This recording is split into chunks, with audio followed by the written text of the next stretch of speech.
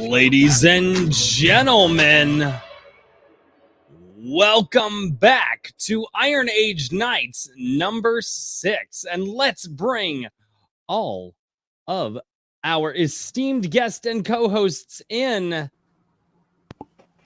How is everybody doing this evening? Pretty good. Fantastic. Doing well. Fantastic. Gentlemen, how was your Thanksgiving? It was good. Turkey, stuffing, sweet potato casserole, all the best stuff. Well, that's fantastic. Happy Black Friday, everyone. Or as I like to call it, Happy Consumerist Friday, where we hail the gods of Samsung, Sony, and Walmart and make sure that we pay homage to them in our hard-earned dollars. Yep, that's my joke. That's where I'm at. That's just where I'm at. I'm sharing stuff. Make the funny. Do the thing. I'm sharing stuff. I was ill. I was spending time with the wife, and then I just lost track of time, and I'm sharing stuff. I did zero Black Friday shopping. I went out and grabbed a few things, but nothing where I was actually fighting with hordes of people or getting anything unusual. No good videos then. Uh-oh. The man, the myth, the there legend. We go. Hi, Mark. Hello. How's everyone doing today? How are you, good sir? Good evening, Mike. Oh, Mike. I'm doing quite well. Welcome, everyone. Welcome. Welcome to my stream. Welcome. I'm trying to share stuff. It's a takeover. Yep. Yep. At this point, it's the make fun of Royce hour. Yes. Let's go. Yeah. It's more like 3 hours, but yeah. Yes. Can you not remind people this? I was going to say, intro so you can have time to share it all during the. Yeah, I was going to say, speaking of things going terribly wrong, the comments that I'm seeing already, it looks like Christian Colebrook is on some kind of a mad tear with terrible puns. So no, that's might how he need do. To restrain him or have something. He's gotten into the eggnog. I'm not sure. That's how he do.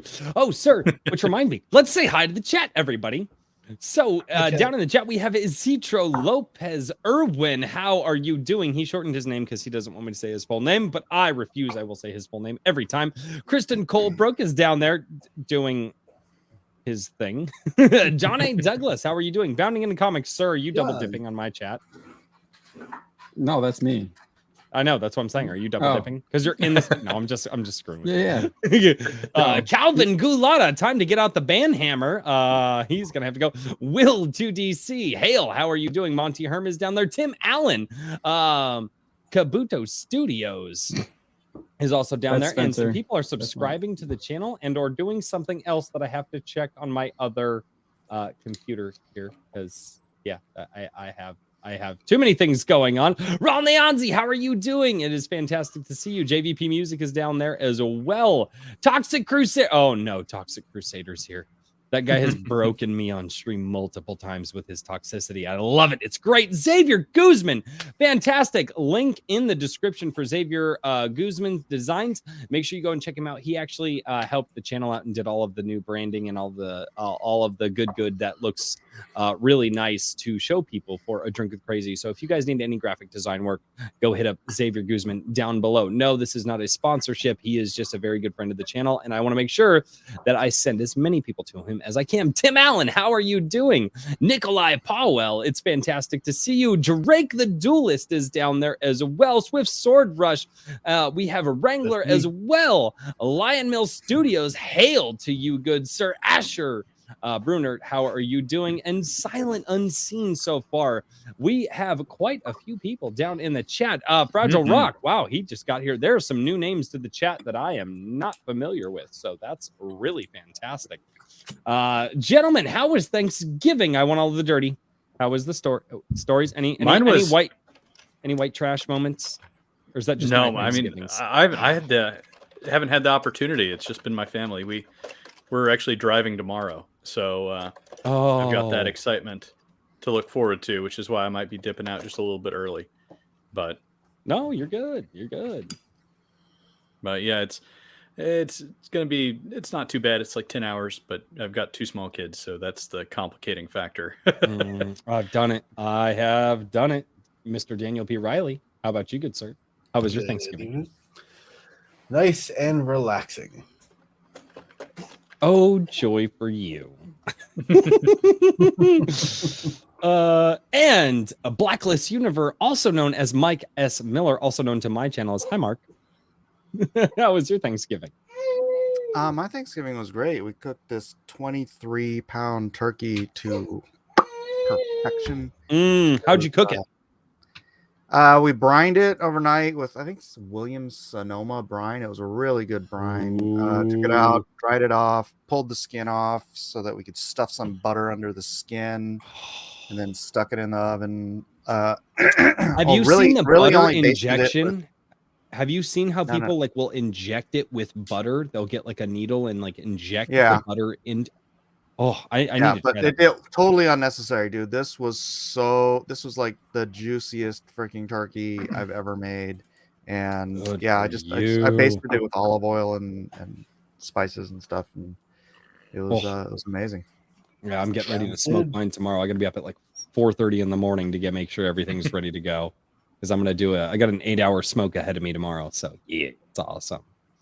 And we have Mr. John Trent. He is new to the channel, also known as the editor-in-chief to Bounding into Comics. Ladies and gentlemen, I have made it. Mr. John Trent, how are you doing, good sir?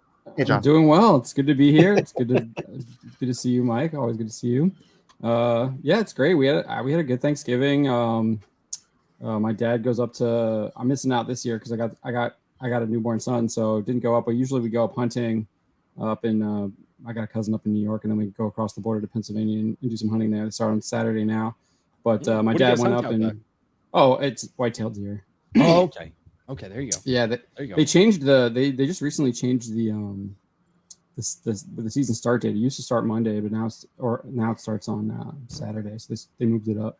Strange. Started earlier, but yeah, so had Thanksgiving with my folks and helped my dad load up some wood to take up to my cousin who's got a wood burning stove up there. So had a good time just hanging out with my family. I miss my wood burning stove. I miss that. Oh, they're so awesome. They're so fantastic. I miss needing a wood burning stove or any kind of heating at all. It's like 60 something down here in Houston. It got cool for like 3 days, and now it's back to just barely tolerable. So I'm in San Diego. We just light fires for the ambiance. We just light fires for political upheaval. It's fine. And Mr. Rob Rhymes, also known as Talking Pulp Press. Good sir, how are you doing? A second appearance on Iron Age Nights. Not too bad, man. Good, man. Good. Very, very sober right now. Very, very. Yeah, you weren't last time. Well, I mean, I was when I started. Well, yeah, that's true. That's true. So by 3 a.m. my time, it was a little rough. So, dude, I hurt the next morning. That was. I hurt for like 2 days, man. That's an entire bottle. I mean, I opened it and it was gone. I know. And then we got off stream and we do the after stream, and then Richard and Daniel bounced. And then Rob and I sat up for another hour and a half, and then I woke up the next day. We were the responsible ones. Yeah, I remember up to Richard and Daniel leaving, and then I know we talked for a while, but man, I don't even know what the hell we talked about. So Might have been some crying involved. I'm not gonna lie. yeah. I did. I did Okay, wake it up. was man feeling- tears. It was man tears. It was fine. It was fine. Yeah, I woke up You laughed, you feeling cried. emotional. So Oh God, it was You moved me, Bob. fantastic. So, gentlemen, tonight's kind of a free for all. Usually, we have some prepared topics, or we like to talk about authors and stuff like that, and share what's new out there and what people are doing as far as the Iron Age movement is concerned. As is, the title of the show, Iron Age Nights. But we only have one author here tonight, and so right now, anyway, and this is right there. That's that name right there. That's Rob Rhymes. This is Dan the Destructor. This is from Barbarians of the Storm, his pulp novel. You can see the book is perfectly mint because I suck at time management and have not had time to actually crack it open yet. So He's just so happy you bought it. yeah, I'm actually really excited to read it. That's the most important step. I'm so far behind on my reading right now. No, that's fine. I don't write anything either. Yeah, I was gonna say like, we also have Daniel. Mike's sitting right here. Is like, is that like I a- don't have your. Excuse me while I drink my Bud Light. No. It's right here. It's right here. I think it's about I- the same thing. Drank all my good beer this week. Paladin Dragoon Rider says, hey, glad to catch another show. Fantastic. For $2. Thank you so much, Paladin Dragoon Rider. I appreciate you being there. And I did get your message, and I will be doing the do as I told you I would do. So thank you so much for that. I got new so- swag. Oh no, new swag. What kind of new swag? Yes. Buddy of mine sent me his book. Ooh, nice. I love that artwork. Hardback. I love. It's beautiful. Oh, nice. Ooh, that's I awesome. couldn't tell initially. Oh, That's really cool. Well, this fantastic. this is my favorite thing though, because Hold it up to the camera, good sir. I'm doing my best. That there we looks go. really Oh, there we cool. go. Yep. Gotta love the autofocus on cameras, right? Yeah. They're fantastic. Yes. So It's a short single chapter graphic done by Ian Watson for Brian McCoppin, the author of the book Record of the Paladins. that's fantastic. Ladies and gentlemen, we have for a second time on the stream Christopher Moonlight Yes. Production. Christopher Cooksey, how are you doing, good sir? I am well. How are you gentlemen doing tonight? Good to see you again, Good to Chris. see you. Man, Nice to see you too. Happy belated Thanksgiving. I was just finishing up dinner with the family before I hopped on, and I just, well, I don't know what you guys are discussing. I just watched the Guardians of the Galaxy holiday special. Oh no. What Wow. the hell was it? Tell me it was better than the Star Wars holiday special. Wait, is it a real thing? It's a Yeah. real thing on Disney Plus. Yeah, Oh Oh. wow. it's They I thought kidnapped that was Kevin like Bacon. I don't know. yeah. They kidnapped Kevin Bacon. Kevin Bacon saves Christmas. Nice. And it was fun. It wasn't, when you think of James Gunn outrageousness, you actually hope they don't play it quite as safe. But some cop cars were flipped over. Drax and Mantis went drinking on the Hollywood Boulevard, and so I mean, it was fun, but it wasn't like, oh my god, this is a new classic. But Yeah. it kind of, you look at it though and you go, okay, yeah, this is like the last time we're probably going to see Guardians of the Galaxy how we want. And, from here on out, I'm not going to bother. Well, what if they hired Tim Miller to direct? No, that guy did the could Terminator replace- movie, didn't he? I'm trying to remember.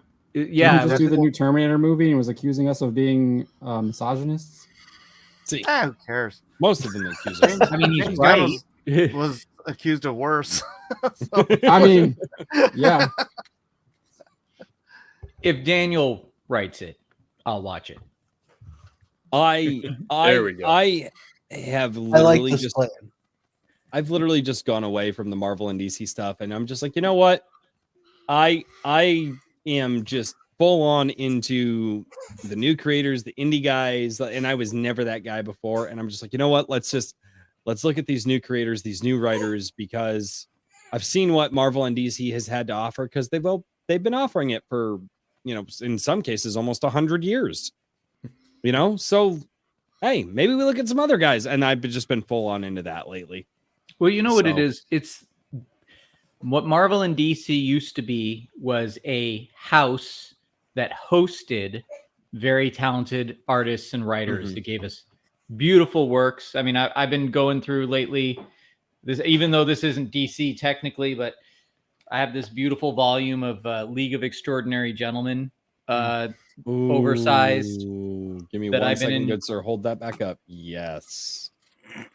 And it's I It's liked got- the movie. I know I'm probably a heretic for that, but I liked the movie. I do. I love the movie. It's the movie fun. was- It's just fun. I remember haven't hating thought it, but about I that haven't in seen it since the eons. theater. I Yeah, I was gonna actually say. have been in the presence of the director of that movie, and his name is eluding me at the moment, but he also directed Blade. And before Oh. that, it's on the tip of my tongue. He worked for Stan Winston doing special effects, practical effects work. He created the chest burster in Aliens. Mhm. Oh, that's cool. And it'll come to me at some point. Stephen Norrington. Steve Norrington, that's it. Yeah. Mhm. And he's oh crap. Hold on, I'll be right back. I just spilled my wine. Boy, we're off to a good Friday. Hey, Yeah, I was and gonna say, this is a perfect That'll time Of course. for a super chat. 17 The Lord minutes in. Otter says, "Howdy, gents! Glad to be dropping in another stream. Wishing you all the best, and here's hoping for a wonderful holiday weekend." Thank you so much, the Lord Otter. Also, StreamYards doesn't like to show it, but Wrangler is down in the chat right now. He just gifted 10 A Drink with Crazy memberships, which also allowed Billy Bobsack into my memberships. Oh, never mind. Wrangler, Ooh. we're gonna have to have words. To say We're gonna have to have words. the Lord Otter actually is going to be having a review on, I think Monday is when their review of Rob's third book is going up. They already put it on their Substack, but I had one of my shorter excerpts on the site for Monday. So Oh, there you go. everybody Fantastic. keep an eye out for that. Nice. Oh, there The you go. third book's my favorite book. So So, sir, you're smoking a cigar, and I can't smoke a cigar right now. And I hate you. Anyway, so what is on everybody's minds for topics tonight? Because I'm gonna be honest, jokers are wild tonight. So let's just do it. What's on everybody's mind? What are you thinking? Go? Well, I had a few questions for John, maybe about bounding into comics. Like if you want to talk shop at all, I'm curious to hear a little bit about it. Yeah, that's fine. How to get started, and So how has it changed over time? So yeah, I was working a job, and I was looking for work at the job, and they weren't giving me any work. And I started a website. I was going to review comics, and that's kind of how it started. And then I expanded it to where I started doing more news, and actually reached out to all the comic book publishers and got on their email lists, and was just kind of doing stuff like that, and was kind of noticing all like the insane woke garbage that started happening. It wasn't even like the woke stuff in the beginning. It was more of like they were trying to cancel people for like variant covers. You remember that, Mike? The Batman or the Batgirl variant cover, and then you had the Spider Woman variant cover and stuff like that. That was kind of the first kind of the Wonder Woman one with Frank. Yeah, with Frank Cho. Like, so that was kind of like the first dipping our toe in that stuff. And from there, like 2018, I switched jobs obviously, and then my company that I was working for just asked if they wanted to buy the site, and I said yes. They sold it to them, put me in charge of it in 2018, and been going on full bore ever since, where I actually had like full time to dedicate to it, and haven't stopped, and keep going up and up. So, yeah, that's awesome. So how many, in a nutshell? Yeah. Well, how many people are associated with the site in terms of like regular writers and so on and so forth? We probably have like, or is it like a lot of guests, or?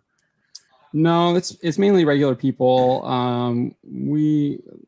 The only person who like kind of maybe guest posts regularly is a person named AC Graves. and they only do that like maybe once a quarter. But yeah, for the most part, we have 10 regular guys. We've got Spencer, who's my editor. We've got Josh, who also edits and does some of the marketing for us. We've got Jacob, who's on our Black Pill stream as well as a co-host. He also runs Society Reviews. Had been following him for a while and was able to get him on board. So that was really awesome. And then we've got Nerdigans, who kind of covers our manga and anime line. She's got her own YouTube channel as well. And then we've got Tyler. I'm not sure how to say his last name, Valle or Valle. I don't know. I haven't asked him how to say his last name. So he helps Ryan Pearson cover some of our video game stuff. He just joined us last month, I think, maybe this month. And then we've got a guy named Chris Swain who does movie reviews. Allie Hanley does movie reviews sporadically. She hasn't done one in a while. I think I've got everyone there. We got a guy named Slade Hale. He does some of our listicles and opinion pieces, and then he also reviews a lot of our show. He reviews like the TV shows, like the game House of the Dragon and Andor and some of the stuff like that. He reviewed Halo. Oh yeah, John. Yeah, thank you. Yeah, forgot about John. And John writes for us too. Yeah. He does our comic book stuff. So, and then we have another Ryan Williams as well. He does our horror stuff. I probably should just pull up the list that has them all on here, but I probably could have done that too, to be fair. You get Tim Pool referring to your articles pretty regularly too. Yeah, one of my buddies who lives down in Florida always is like screen capping screenshots of when he's like pulling up an article that it's on our site or I wrote or whatever, and he's like, "Oh, you're famous now," and I was like, "Okay, thanks." That's awesome. Yeah, I was watching Friday Night Tights instead of Adam's show. Royce, what was going on there? Oh, dude. Oh, I actually want to talk about that. But before I do, Kikomon for $5 says, "Show me, show you." Late Kikomon, sir. Late, sir. Well, I guess it's, better late than never. No, I was just really no, Adam decided to give supposedly and I you take the man for what he's saying, and I mean, unless this goes into a further like court of law or something, he decided to give the skinny on why he left Timcast. And he said he was there fired. are quite the amount of salacious things that he is saying that, and again, I don't know Adam, so I take him at his word that watching what I watched, everything that he said was true, or to the best of his recollection, true, right? And boy, howdy, that man does not like Lydia. Yeah, I got that. Man, like that's going to start a George firestorm. I might actually do when the Twitter stuff starts happening from this, because it most likely will. And when all of this blows up, I'm probably going to do a video on it, because I've followed Adam since he was on Timcast, and then I couldn't find him for a while, and I was like, "Where'd he go?" And then, oh crap, he's over here, cool. And then he started getting with the Friday Night Tights crowd. But yeah, no, that was insane. I did not have a lot of time to, when I listen to Friday Night Tights, I like to actually sit down and like devote my attention to those guys, which is probably bad for my mental health. But when I'm sitting here, just, doing, today was crazy. I had no time. I was cleaning the house all day. We have relatives and friends and all that, because we're doing our Thanksgiving tomorrow. And then I had vehicles that I was attempting to work on, and just did.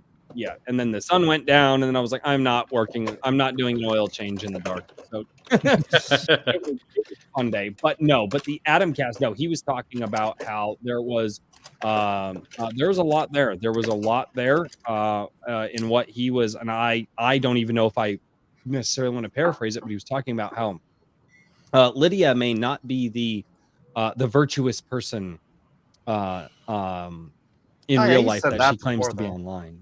Yeah. But he goes really heavy into it, like where supposedly she jumped into Tim's bed when Tim's girlfriend was out of town, and She was trying to. So there were insinuations there that there could have potentially been something while she was with somebody, with her and Ian Crossland, like, and she was sleeping around on the person that she was with. Like, there's a lot there. That stream is that stream is going to live in infamy. It's absolutely insane. He's still live. Yeah, He is. He was live. Yeah. when Might I be a was little in. drunk. Yeah, I was gonna say he was going for a while there. Yeah, it's that is absolutely crazy. So The craziest thing to me is that he wasn't under an NDA. At least that's what I think He said he he said. Which he had the paper and he refused to sign it. Is what he said. He had like the screenshots. of it. see, I didn't really watch that. I just have heard in the I past. think he posted I on don't have an Twitter. NDA. I'm just not going to talk about it. Yeah. And that's absolutely not.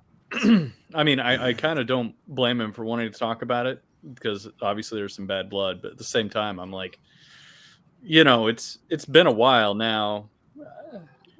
He only What, had like a year and a half from it. Yeah, I mean, I think for him, so like I didn't watch any of the stream today, but I saw some of the stream that he had with George. I think it was like last week, 2 weeks ago, George the Giant Slayer, and I Such a great clearly, guy.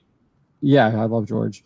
Clearly, he had it was bothering him. Like you could tell that like the stuff that with Tim was bothering him, and he really wanted to like get it off his chest. And I don't know if like going on a stream and doing that is the best way to deal with that. But yeah, it definitely was bothering him. I don't know if like the way he's trying to handle it is the best way to do it. I think he probably needs someone who's probably a little bit closer to him to give him some better advice. That's just my opinion. And I'm going to say this, and I'm going to be just a complete internet a-hole right now.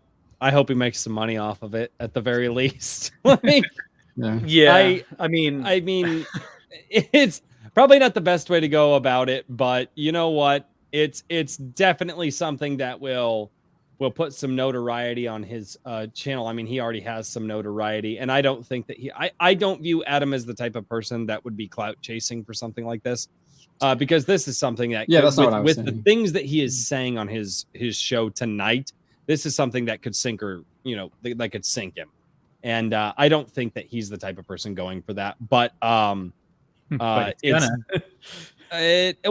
don't know if it'll sink him. I don't know if it's going to sink him or help him, but it's definitely going to get the clicks in the off.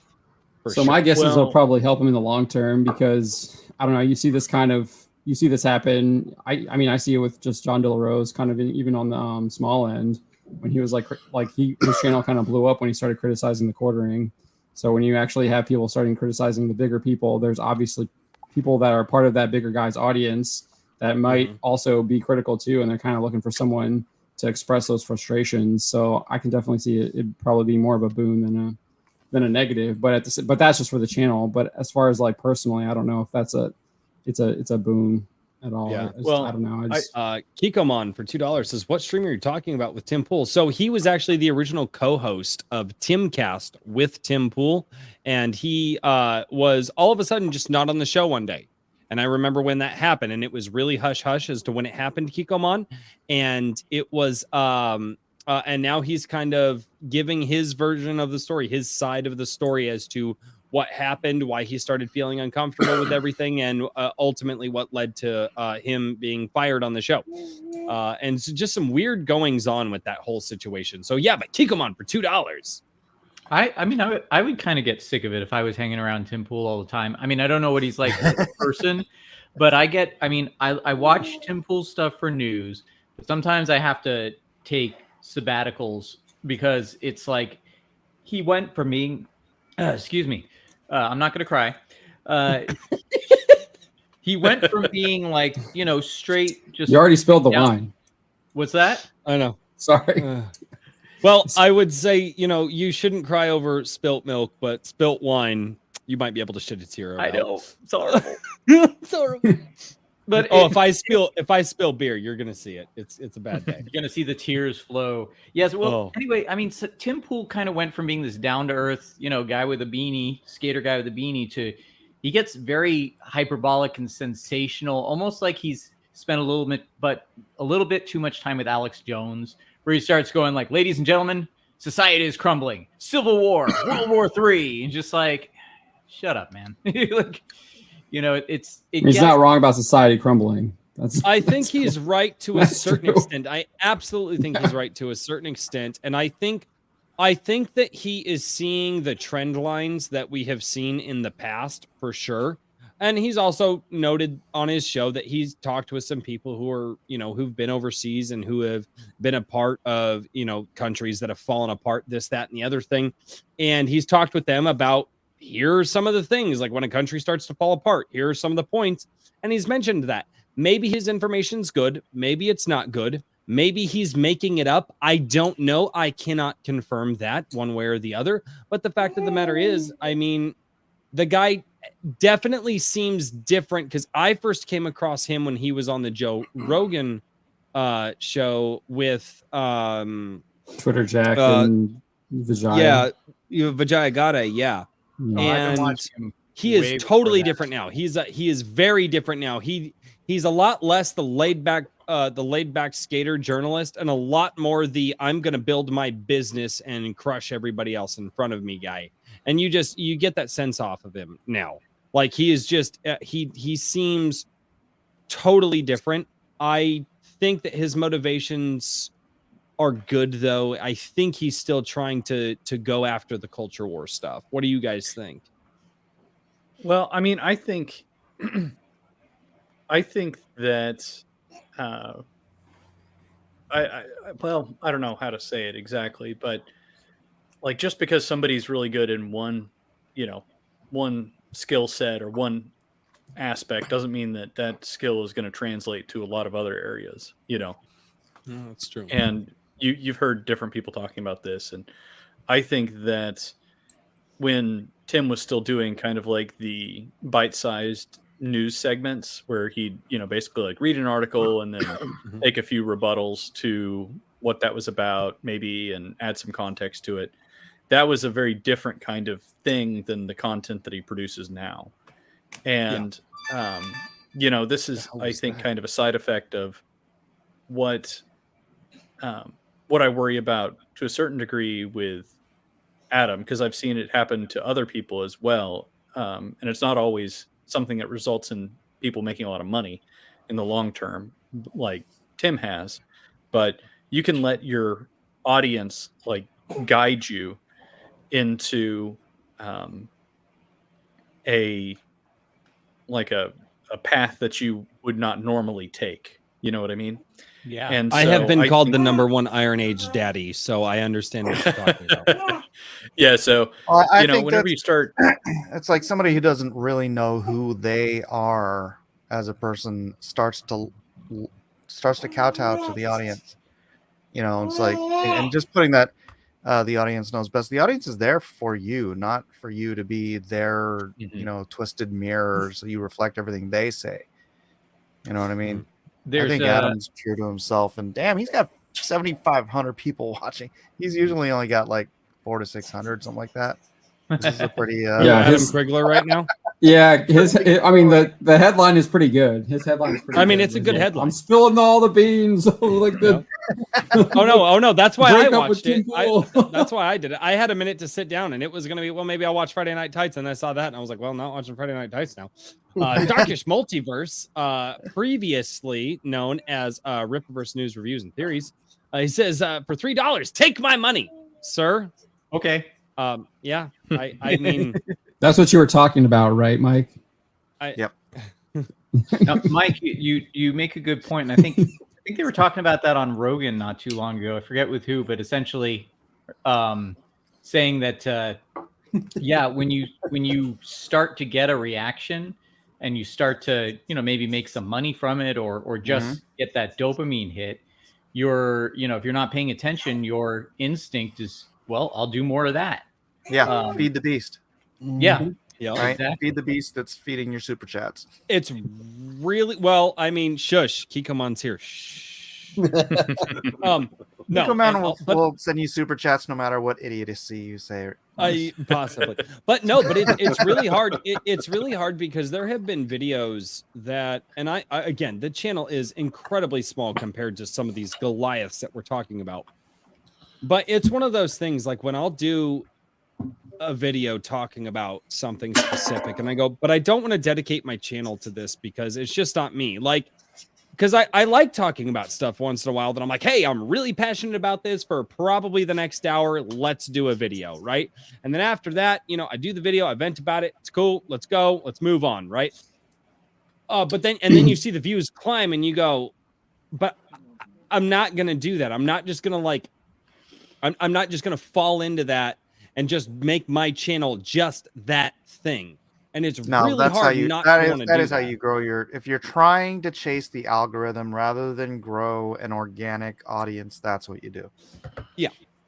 And you're not That is why I won't do 2 shows a week or a night. I won't. You need to. Here's some advice. You need to do more videos criticizing Hugh Jackman's age. I wasn't criticizing his age necessarily, and I cannot believe that you made an article about that. Wait, okay, so hold on. Side note here. Let's talk about me for a second. Wait, you do go after older people a lot. Tim Allen. He is. He's very ageist, young man. Yeah, I was going to say, this is terrible. I had no idea. The sweet, sweet splendor of youth. Anyway. Ignorance is bliss. On God's green, beautiful earth made you want to do an article about a no-name YouTube channel on bounding into comics? Well, I think you were on John De La Rosa's stream one time, and I looked at some of your videos, and I was watching that, and I checked it out and watched that video, and thought you made a good point, and I agree with that point. So it's like, why not do an article on it? So, I mean, that's something that I do a lot on Bounding into Comics, where we try and highlight YouTubers that might not be like huge, but we also obviously highlight people like Doomcock and Gary as well. Mm-hmm. But especially when they have like scoopers and stuff like that. But I mean, we always try and highlight people that are in our kind of sphere or whatever you want to call it, and the Iron Age, whatever. So yeah, that's what we do. Well, I mean, that's what I do a lot. I know I do that a lot. I try and work on the other guys to do that. Still working. Yeah, there you go. I was literally getting out of work, and then I saw that, and I was like, I called my wife, and I'm like, babe, Bounding into Comics did an article on me, and my wife goes, okay, there's a lot of names. Remind me who Bounding into Comics is again. I'm like, no, babe, you don't understand. And she's like, no, baby, it's fine. Like, but there's a lot of names. And because she deals with children all day, and then like other things that are much more important than me talking I miss dealing with kids all day. That's why I come on here. Oh, it is especially cool. I mean, last week when you came on. My good Lord, that was the stream to end all streams. Isn't that why we're all here though? Is we're all looking to find those little nuggets of, those sound bites or bits of information that help us to kind of figure out what's going wrong and course correct. And then, when somebody we admire because we were listening to them, notes it, it's really cool for us. I mean, I couldn't wait to hop on and message Iron Age Media when Razorfist put his website in one of his videos. I was like, oh my God, that's awesome. And it's like Razorfist is, he's got a huge audience, and he's obviously had a lot of influence on us and given us things to think about that we then take and run with. So, yeah.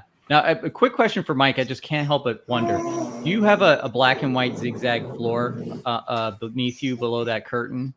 Is David Lynch with you? They're a little dancing midget. Well, you. That yes, I do have the dancing midget, but no, David's not here. I kept looking over, and I like it. It's cool, but I kept thinking to myself, somebody's going to come from behind that curtain and go, I am in your arm. I'll fix it for you. That's fantastic. Oh, I'm so So- disappointed. I thought that was real. I was gonna go curtain shopping. Oh god. No, it's a green screen. I was super disappointed when I found out as well. Kikomon for $5. The only person who I still trust is Crowder, Eliza Schaefer, and recently Matt Walsh. The rest of them are red flags. Tim Pool has good guests. I don't listen to any of those guys. I don't like their takes.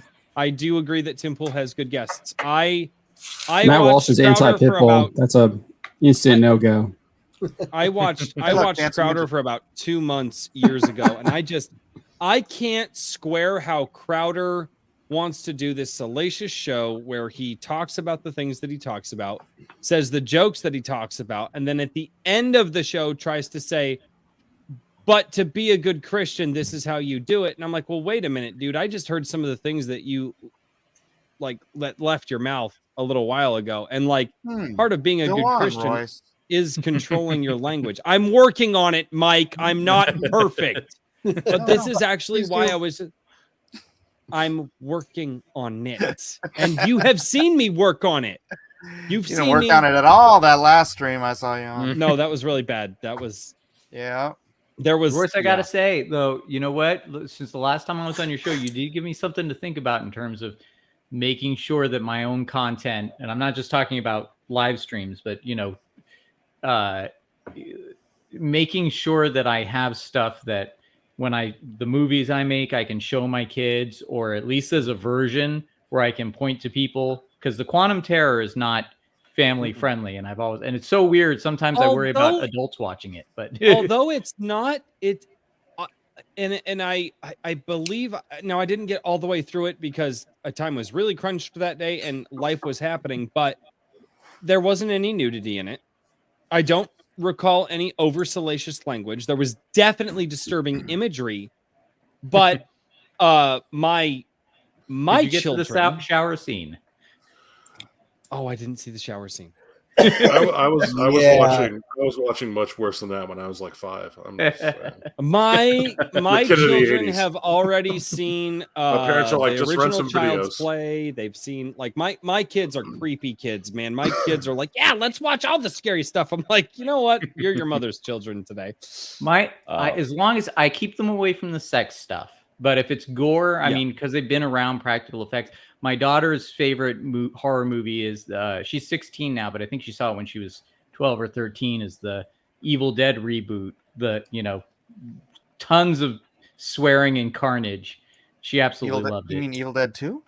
No, the remake, the 2013 Oh, the TV one. show? Oh, the TV show. No. There was a remake. Oh, really? It was Oh. excellent.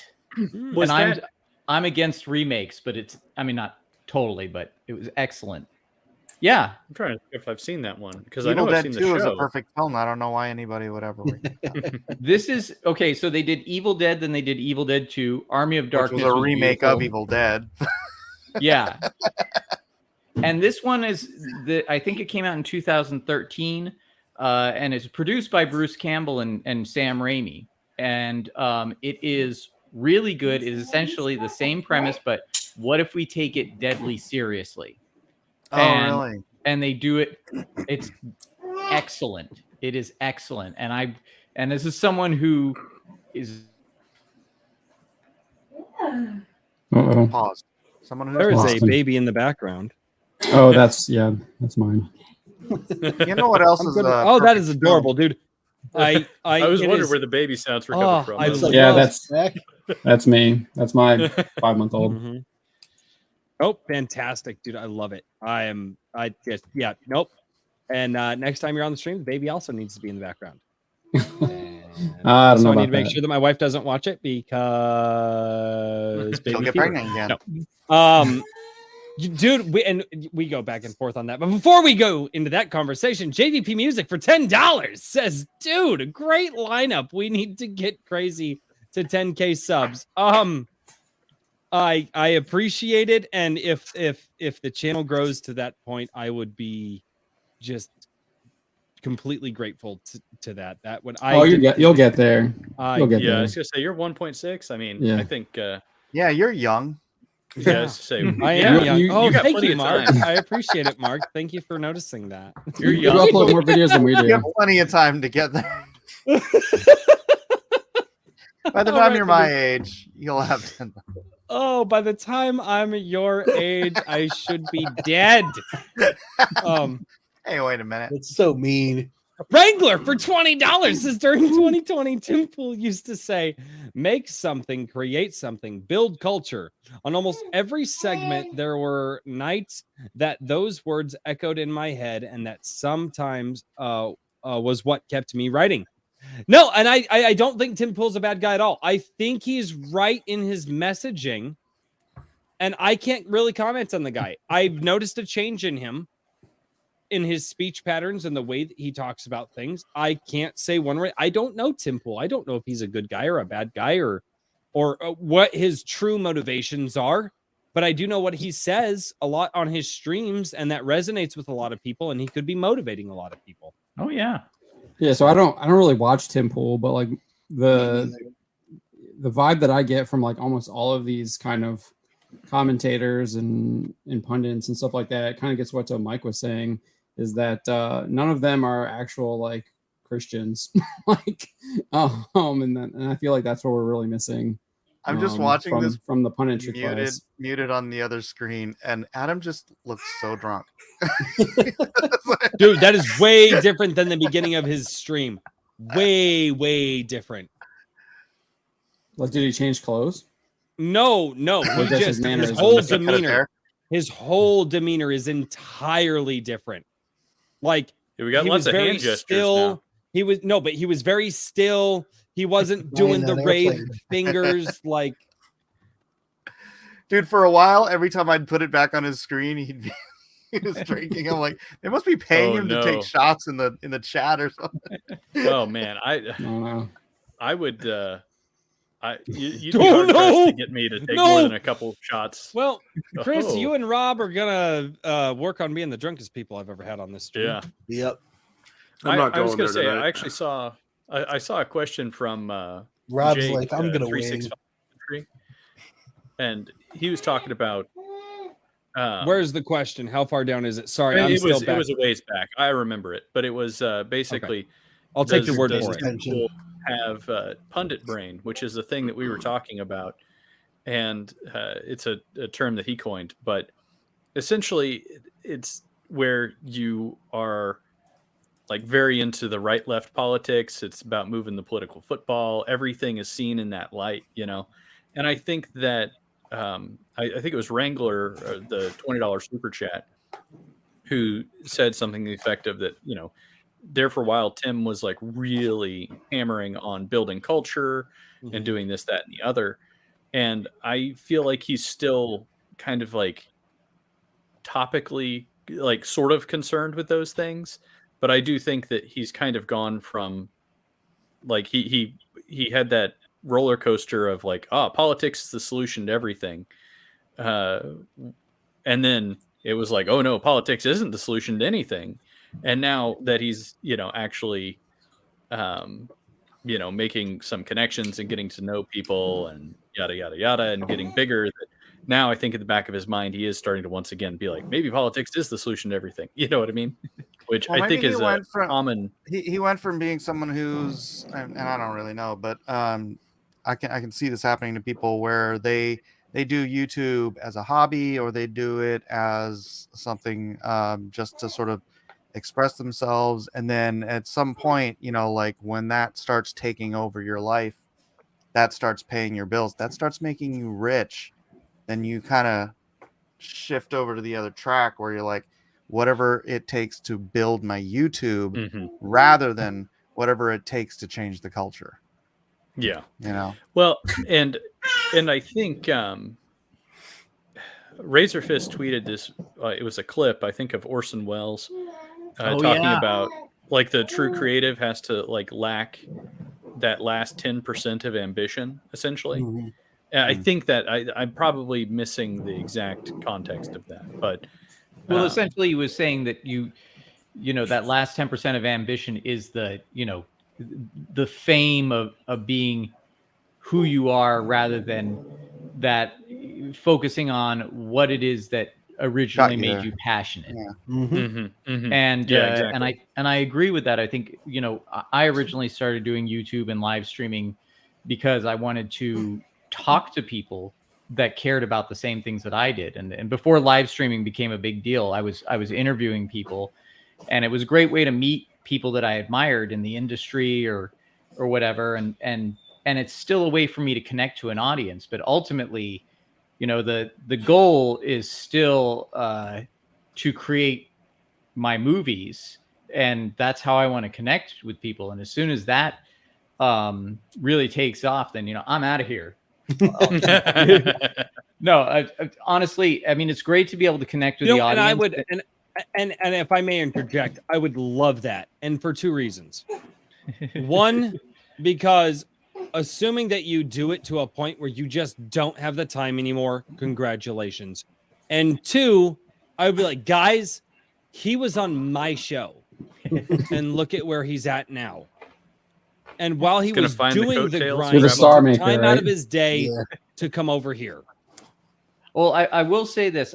I will always want to connect with the audience as long as it's in a sincere capacity. And I think it's important to realize that, you know, somebody said to me once, I think it was Bill Morrison, who used to work for Matt Groening doing Bongo Comics.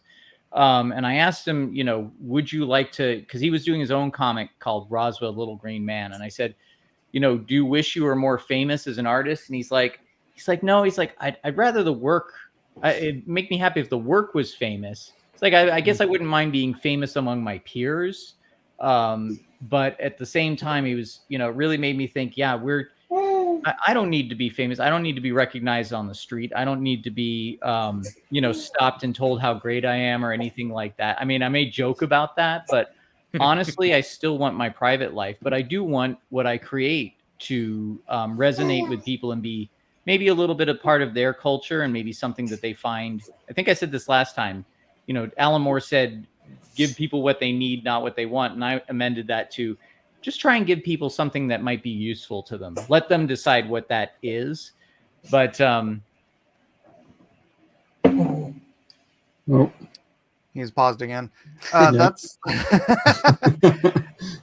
That's kind of a That's point. what we like to I call mean- the I mean, I director's know- pause. He's thinking about how to make sure that this show does not go off track. That's what he's doing What's right the there. poison? And because none of you guys would share your links with me, I'm finding them. Thank you. oh, I That's should, fine. yeah. oh, that's sorry. what you meant. I now realize what you were meaning because you started sharing them in the. There I you should go. plug There my you go. subscribe It's star. fine. It's You should already have But mine, you're asking- but there it is. But you're asking for like Kickstarters or whatever. No, Yeah, No, very it's funny. creative. I'm kind asking of for to where people his can find me. Kind of to his point, like a lot of the guys in, you know, Comicsgate and other places, they're always going on and on about giving the fans what they want and like listening to the fans and all of this stuff. And it's like, that's, I mean, there's a place for that, but boy, if you don't know what your own story is that you want to tell, then, you know, what do you do? You're just catering at that point. And then catering, no, there's no such thing as well done catering. I mean, unless you're at a wedding, you know what I mean? It's like Yeah. a story's got to I mean, have. I wrote my books for myself, and then it just Right. so happened that people liked them, which was Too just many I was so cooks burned out spoil on the all the soup, man. IPs I love There turning you into pieces of shit. And I said, Mhm. I'm going to make what I want in a story. Well, the audience and is plus looking Luckily, it that's just- resonates. the too artist. many- it's not like you're in a freaking, you know, you're not gonna you're not gonna be the chef in the kitchen and just invite everybody in the restaurant to come tell you what to put in the Yeah. salad. You know, I've been there. Doesn't work that way. Not yeah, with everybody in the restaurant, though. yeah.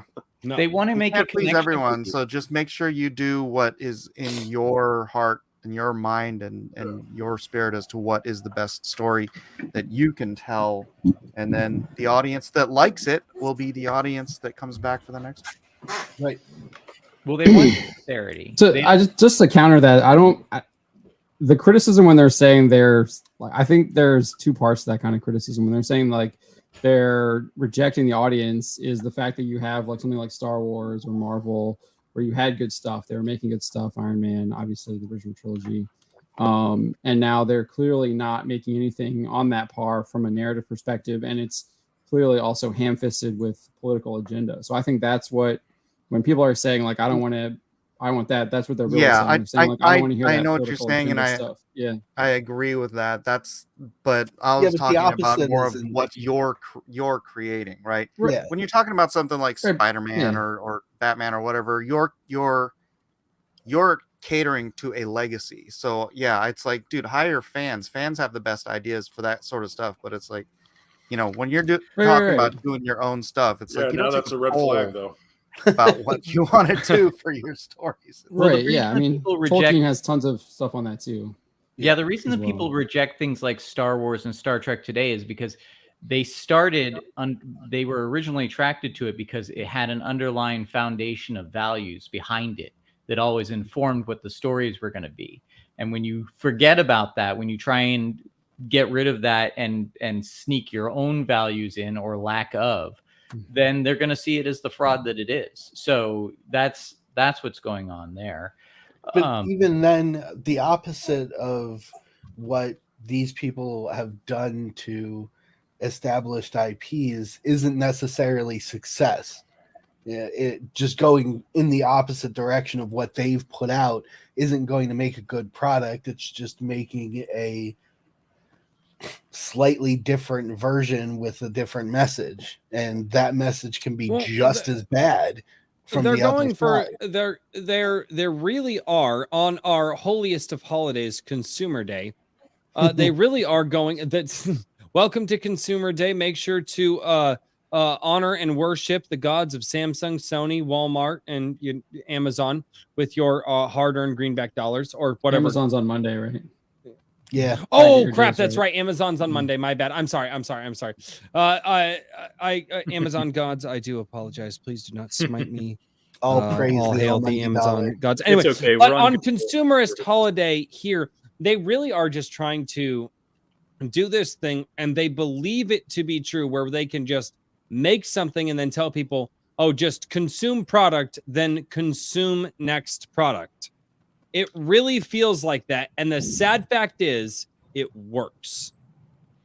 Half in the And bag. I think that a lot of people on our end of the spectrum, this is something that I've been looking at because I see all of these movies coming out. I see the Marvel movies. And although there is a slow decline here, but they are still making hundreds of millions of dollars. And people are like, well, but they're not making money. And I'm like, okay, yeah, that's because they're morons and they spent too much on it. That doesn't negate the fact that they are still bringing in that much money, which means there are that many people willing to part with the dollars in their pocketbooks in what's supposedly a recession right now and headed towards depression. And the fact of the matter is the consume next product mentality, which is the greed and the gluttony of people who just happen to exist in today's day and age and always have, is really on display for many people to see. It's there. It's ever present in our society. And I don't think that it's going to go away anytime soon. And that's what they're doing. It's just consume next product. Here's more food. Here's more food. Here, eat. And it's just, and especially when it comes to mental conditioning, that's exactly what they're doing. And the fact of the matter is, Yeah, but you they've had can't the last grow 30... a market with that mentality. You Yeah. can. Are you sure? Are you once sure? you've reached a certain, yeah, It's I'm declining right now. Avengers Endgame. it will decline. It will declined. decline slowly because there are people who aren't willing to bail out of that restaurant, that Bud Light, that movie series, that comic book, right? They're like, I'm a completionist. I have to have every issue of Spider-Man. And then it's like, it gets worse and worse and worse. And eventually people tap out and they tap out. And it's a slow decline, but eventually. But they are still the type of people who just want to consume next product. Right. So they may bow out of that one, but they might not go to a better one after that. Right. That's what I just said. Okay. We're talking about the difference between growth and decline, right? If you you create good product, then it will continually grow. It may not skyrocket, whatever, but it means that you also don't need the first one. This whole idea of like continuous growth is also something you don't actually need. Like you don't need continuous growth. Like yeah, it's good to, it's like that could be something that's good to have, but like it's not necessarily something that you really need to have. I mean, there's plenty of people that are satisfied. Like, I don't need to, like, if I was making more money now, like, yeah, that'd be great. But like, is that something that I necessarily need? No. So I don't. So No, that but it whole idea benefits- is but it benefits your mission, right, John? What's the mission of your website? right, yeah, for sure. Like that's what I'm saying. I'm not like I'm not going to say no to like more growth. No, but see, I'm also these not guys- saying like that's something that I necessarily like need. That's something that I like want and desire, and like it like drives me to keep doing what I'm doing. That's obviously I'm motivated to do that, but that's not like what I'm saying is like that's not something that I necessarily like need right now. If that makes Also, sense. I think that people sometimes they chase growth and they grow things too quickly, not thinking about long-term stability. I mean, we are probably looking at Disney going up for sale if the rumors are true, but I don't doubt that they are. Disney's stock has been tanking. People are rejecting it. Is it still has it gone back down to 92 yet? I didn't check. I think it's at 98 at the moment, the last time I checked, which isn't still not 100, but I mean, we're talking about a stock that was over 200. So like over $250 not too long ago. So I think that might be a better way to like make the point that I was making. So Disney decided to like they've like publicly said this. They were chasing these new markets. They wanted this more growth. They were like you have Victoria Alonso saying like if we're not representing you, like they're going to go somewhere else. Well, that strategy clearly isn't working, and what's happening is they're actually losing the people that were already there. So they decided to like chase this like growth strategy of representation, or at least this is what they were saying was their business strategy, right? Instead, what happened, they've lost people. So instead of being satisfied with the people that they had, they went to try and chase growth and lost it. I think we're on two different tracks here.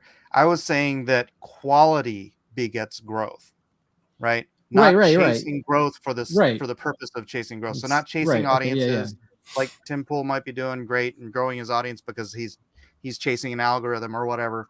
But it's like if we as creators, whoever here is a creator, or even Royce with his channel, building a channel, doing quality content, quality, people will continue. That is the closest thing that Mike S. Miller has ever said to a compliment. Yeah. But if you continue to build quality, then you might have some attrition, but you'll have more gains in real fans than you will have otherwise. Chasing target markets will always lose other target markets, right? Well, just go for the quality of the story and the message. And I also think that there's a lot of these decisions that have been made based off of like the fact that 10, 15 years ago, it was like get an MBA. And so all of these, whenever you go to like corporate thinking, rather than you get to like creators want to make good stories, theoretically, right? Creators want to make good stories. They want to have fans. They want to share the things in their brain, however that is. Okay. But once you move to corporate, like you're not dealing with creators. Like creators aren't really in the room when these decisions are made. So how are these decisions made? They're made by a bunch of people who had MBAs. And so whenever you start, like, why are we even talking about growth strategies with like comic books or something? Like, like a lot of creators, they want more people to see their stuff and they want to be able to put food on the table. Sure. But the idea of like a growth strategy as the corporate, talking point and that whole system actually exists. That's to me, that's something that is kind of a side effect of this. What do you want to call it? Like the managerialization of everything, that should be managers of everything. Marketing's job, right? Creative should be creative. Marketing should take what creative does and sell it to the people. It shouldn't be the creatives that are marketing the story. Well, and that's 100%, and that's 100% correct. And that's one of the biggest from the corporate things perspective. Sure, yeah, I get that. Yeah, we need a marketer. I could dive into that in a couple different ways. Okay, really quickly, because Tim Allen is absolutely correct. I have not asked everybody what they are drinking tonight. So, gentlemen, whether it be water or something spicier or possibly saltier, which would be weird. Maybe there's something salty. What are y'all drinking this water evening? From a rib crib cup. So there you go. Bud Light. I told you. Wait, are you seriously? No, it's water, dummy. Yeah, I'm having Bud Light So too. I can't Actually, see. It's very That's small. I That's have that new Bud Light Zero that they're selling at the just World so you Cup. guys Actually, know, I color have doesn't look 6 anything like screens Bud pulled Light, up on right? this Woodford monitor, Reserve. and I'm saving this one for anything important. So I actually can barely see you guys. Chris, why are you drinking out of an all-purpose cleaner Uh-oh. bottle? Is that I ran out of wine. is that how you put your wine in the cleaning bottles now? Is that how they Dude, is he's that how they do following it? the He ran critical out. drinker and just drinking toilet duck. He's just gone. He's just doing it. He's just let's go. I was Let's gonna- go. As long as it gets me there. To Iron Age's point, by the way, Disney used to be very smart about, because there is such a thing as corporate creativity. Disney's whole strategy used to be to make memories for children, so when they grow up, they can I just read sell that them quote. those memories again. Yep. They've And Disney was so bad at business, though. That guy hired so many people that wanted to stab him in the back and take his money. Like, he was good at creativity, but not so good at the other everything. No, his brother did the business side, wasn't it? Roy Yeah. that did the business side. Their problem, For the as most part. Razor Fist highlighted, was they had a bunch of communists in their midst that were sabotaging them, and Razor Fist did a great job of breaking that down. So Absolutely. I gotta go Um, soon, but go ahead. Okay, really quickly, Toxic Crusader for $10. Sorry, I've been sitting on this for about 20 minutes, but I didn't want to break up the conversation. So there isn't a super sticker for giving the middle finger. So here's a super chat and said, "Keep up the good work, Royce." Cheers. I thank you. I think. I mean, for $10. So thank you for the $10. The rest of that, I'm not sure about. I was born in England, so we actually do this. There you go. Geekomon for $5 says, Mike/Mark, your shirt matches perfectly with your background, Land of the Rising Sun. Oh, Almost perfectly. almost. It's really, really close. It really is close. Geekomon for $5. Mark, when do you expect the campaign books to be delivered in the US?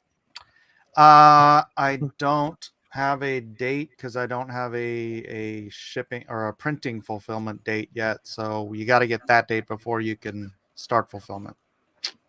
All right, Darkish Media for $2 says 100%. I do not know what he was saying 100% to. I believe it was a Tim Pool conversation when that came up. He was Guys, so probably much referring to Darkish. something I said.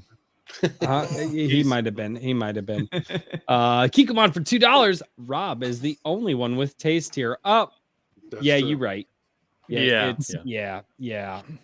You're Is right. that the double oaked? Man, I don't know. Oh, okay. I think it's just the regular one, man. Oh, okay. It's So- delicious. It's the one my cousin just gave me on Sunday. Nice. So, funny enough, one of the things that I was paying attention to earlier in the week, and I have to pull it up because I want to make sure that I see exactly how I kind of phrased it. Oh yeah, it was and I've been watching this, the Netflix Ancient Apocalypse series. Have you guys checked that out? What are your thoughts and what do you think about it? I think we talked about this briefly the other night on Shad's stream. We did, and I was gonna come in here and tell you why evolution is wrong.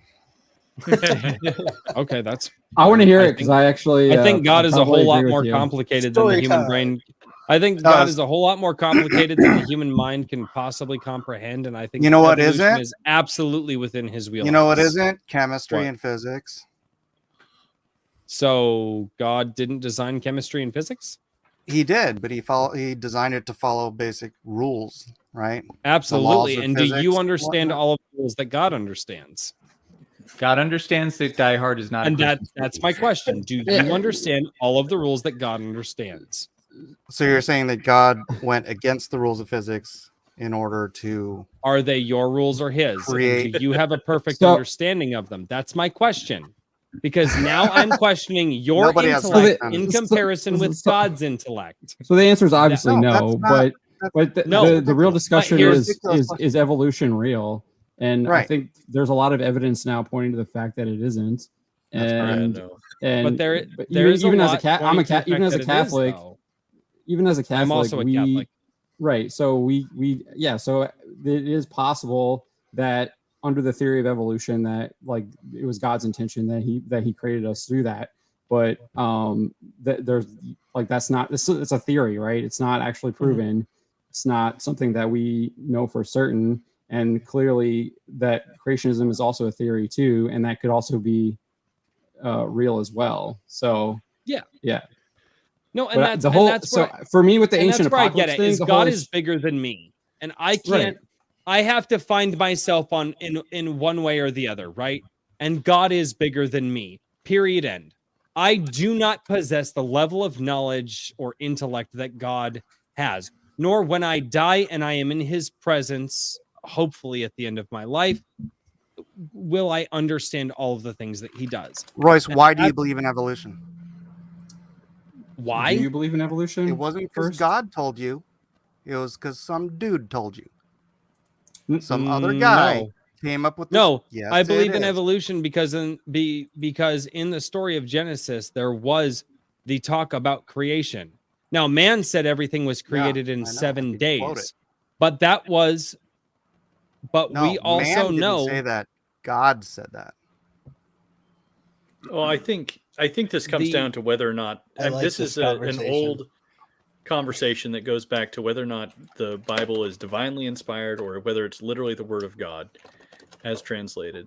Yes, and I maybe think, not as translated, but the original. Well, yeah, but that's the thing. Then that goes we don't have the original translation, and we haven't, and we know it's been bastardized. We have enough evidence that we have the exact original signatures of what was written in Greek, Aramaic, and Hebrew. What does this have to do with the we do have close to. Though? We do have close to. I know, right? Because I kept falling asleep. The Bible is the single most authenticated set of documents in the history of mankind. Which one? The King James, the Douay Rheims? Which one? I can pull one of a few of them off the shelf. I said the original autographs, the original languages. You have an autographed copy of the Bible? I'm not talking about the translations. The autographed copy? That's a little reductive. They're called autographs. The original writing of an ancient document is called an autograph. In the ancient apocalypse show, the guy he's trying to prove his theory that there was an ancient civilization beforehand, which I don't like. So when I was watching it, I was just like, that answer is we already know that answer. It's yes. All you have to do is read the story about Noah and God destroyed them. So I didn't the whole purpose of the show made no sense to me, but I did like the fact that he was actually going around to these places that I'd never heard of and showing us what was going on. And I found that stuff I like that stuff. That stuff's cool because that's actually history and archaeology and stuff. But his whole premise was just kind of dude, we already know this answer. It's in this book that people have been here's the thing, but he doesn't come from it 2,000 years. A Christian or a godly perspective. Right. And that's I happen to believe that the more science that we look into and the more things that we find to be true scientifically, the more we actually reveal what God has done for us. Right. Real science. And that's why when people are like, oh, the Great Flood didn't happen, I'm like, but that's a lie because we know that the Great Ice Walls collapsed. We know that the Bible was handed down. We know that these stories were handed down through generations in rigorous, teachings about, no, you have to say exactly this way. And it wasn't until 9 or 10,000 years ago that we actually started seeing the first actually written documents of the Bible. But we know these things happened. There are written accounts all over the place. The Bible was written, the oldest extant document, I believe, is 700 BC. I think that's the Silver Scroll or the Copper Scroll. The oldest for the Old Testament? Old Testament. Yeah. Yeah, the New Testament wasn't written until after. No. Well, that I know, that I'm aware of. I thought that we had found an earlier edition of it that was quite older than that. If I'm wrong, that would be new to me because I've been studying this for. No, and I could be getting my wires crossed here, which is 100% possible. Let's see. The oldest book in the Bible is the Book of Job, and that predates Abraham not by much, right? John, you remember that? I'm not familiar with like the specific dates of the documents that we have. Yeah, but That's even, not I mean, if you go all the way back to Abraham, I mean, Moses was what, 1,500 years before Christ, something like that, 1,500 BC, roughly. So even the oldest document, the oldest anything of the Bible would only be about 3,500 years old.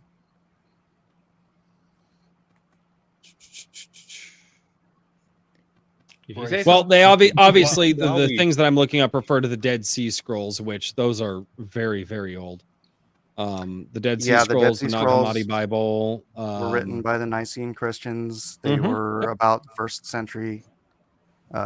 Some of the scrolls might have been a little bit older, but Yeah. yeah, that's, and they I will have to predated look at that this. because the earliest existent copies of the Bible before that were dated Oh, somewhere damn it. around 300 AD and or even 1000 AD. And so you close this gap where people said, "Oh, the Bible could have changed during all this time," but no, when they found the Dead Sea Scrolls, which predated the earliest extant copies by hundreds, if not 1,000 years, and they compared them next to each other, they were freaking identical.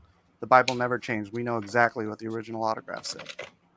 Okay. I believe I'm going to look in for the Torah because if you type in the Bible, it screws up. But I'm going to look into the Torah because that was specifically. Dude, search engines for any kind of like Christianity stuff is know. absolutely horrible. I know, Yeah, and that's tough the to bad do it. part So too. bad. Is you can't pull this stuff. But anyway, so regardless, Ancient Apocalypse. What did you guys think? Didn't watch it. Because I'm I with don't have John. I had Netflix. the exact same reaction that John had. And I only watched like the first 3 episodes. Like Yeah, me too. again, like the guy was clearly like, dude, like your answer is like your whole hypothesis has already been like, proven. You read the Yeah. Bible, and he mentions like he does mention the flood and everything, but then he's just like, oh well, in every I don't really episode, like- though, and with Yeah. multiple cultures, yeah. and that's the key point. Yeah, pretty much every ancient culture on the planet knows about the flood. Every our single modern one of them scientists are has like, had a No, flood. evolution. They had giants. They had, but all of this goes back, I mean, 10, 12,000 years. And like I said, and the No, reason that I that's bad say, dating. so, I mean, well, no, 11,000, what is it? 11,600 years ago to 11,000, like, I know, or, they I'm put sorry, the little chart on the 12,900. screen, but that's all bad dating, dude. You can't trust carbon dating. But can you Okay. trust? But The one thing you can't. The things that they know the absolute date of, they carbon date and they never get it right. So why are we supposed to trust the things we don't know the dates of? You We can use date what we- you can date a living we use freaking what's in muscle front of and us it'll be until like we have 50,000 something years better. old. Use what's in front of us until you have something better.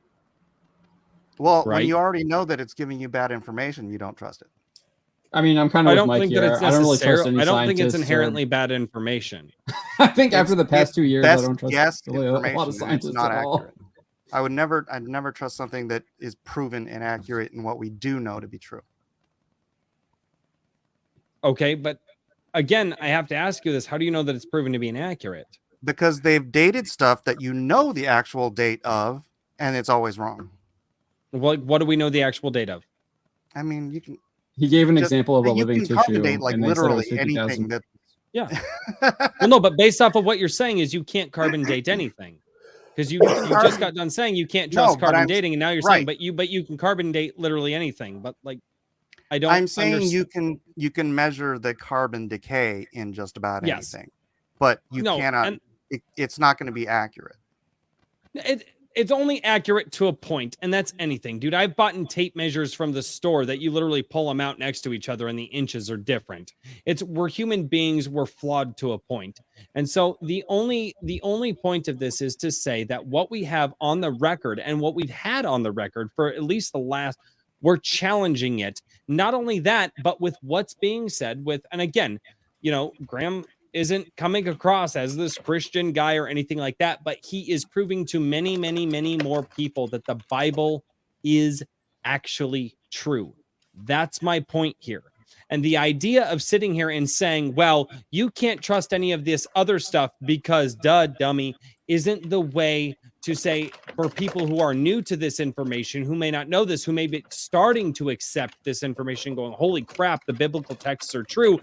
Going back and saying that, oh, well, you can't trust the science because if you can't trust the science and that's what's helping people or the science. I'm No, sorry. it If you depends can't on trust what- the scientific it depends on method that's what leading the people method down is to this being used. road, like I think that that's the wrong approach here, and that's what I'm getting at. That's Yeah, why but I I have like a what problem. the show did. I stand with this. I don't care what other people think about my opinions. I only stand by what I believe.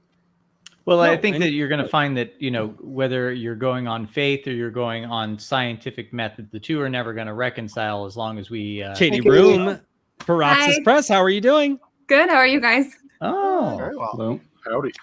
I actually have to go soon, so it's good that you're here. You can replace me and probably be lovelier than I've managed to be so far. But before I go, Royce, I wanted to give sort of like a non-announcement, sort of kind of an announcement that's not really an announcement, but You it want might an be an announcement announcement, later, Chris. but maybe you heard it here first thing. Go for it. Wait. Okay, so- Before you do that. Okay, now go. There we go. I thought he was gonna freeze with that face on. That would have been hilarious. That would have been hilarious. I would have loved I that. can make faces all night. Since my last time on here where I was talking about Escape from Planet Omega 12, we have achieved funding and are going into production in January. Yes! Fantastic, good sir. Awesome. I am currently seeking animators. We are looking for a 3D animator and a 2D animator. I'm probably going to also be hand animating a bunch of stuff using rigging through After Effects, using an app called Duik, which is created by communists, but it's free, so I'm using it. And use the commies to your absolute pleasure, ladies and they gentlemen. keep complaining that they don't get enough donations. I'm like, should have gone capitalist. You'd be gangbusters. It's an excellent plugin for After Effects. All right. So that's what's happening. Like I said, we're seeking animators. It's a low budget, but it's going to be really cool. Drop a link or an email for me in the private chat. I need to share this. Well, that's what the subscribe star that I put in is for. I'm going to be giving exclusive content to Subscribestar because it's a super low budget, so we can always use a little more if people want to support the project and get some exclusive or early content. I am also talking with some names to voice the characters. I cannot talk about that because it may all fall apart. But one of the names may be a popular rapper who also thinks along the lines of how we do.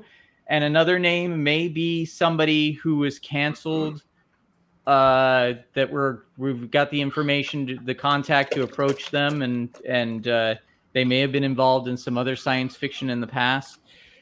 But I don't want to say anything because it could nothing. I can't say any more because I don't want to say something.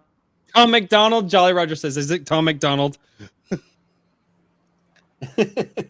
Oh, He he froze. He froze Frozen again. He's doing that thing where he's pretending because he doesn't want to answer. He's just holding really, really still. He just got. And I was like, "Oh my god, we cracked him!" No, that was a freeze frame. Damn. That was absolutely Good stuff. fantastic. Okay, so anyway, it's happening, and I'm really so excited excited. about it. Me But too.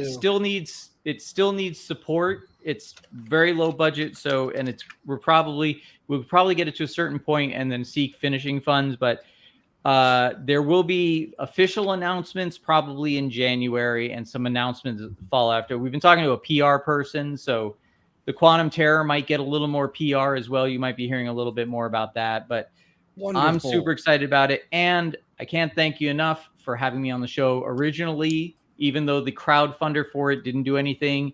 You still gave me a platform, and I really appreciate that. And I appreciate all of you guys. So, keep an eye. This is going to be something I'm so excited about it too. This is what we were going back to before. I am so passionate about my miniature effects, my puppets, hand-drawn animation, CGI, all of it. So to be able to bring it together into something that has never quite been seen before is like really exciting. We've already been shooting some of the miniatures, and by we, I mean me. I have a producer. He handles the business side of it, but we've been shooting some of the robots and some of the escape pod sequences that you saw on the storyboards. So it's gonna happen, and just like I said, and so I appreciate it. And I must have bored Royce because he's gone. Nah, he doesn't Well, run on the from plus it. side, he's not here to kick you off now after your spiel. So. I know.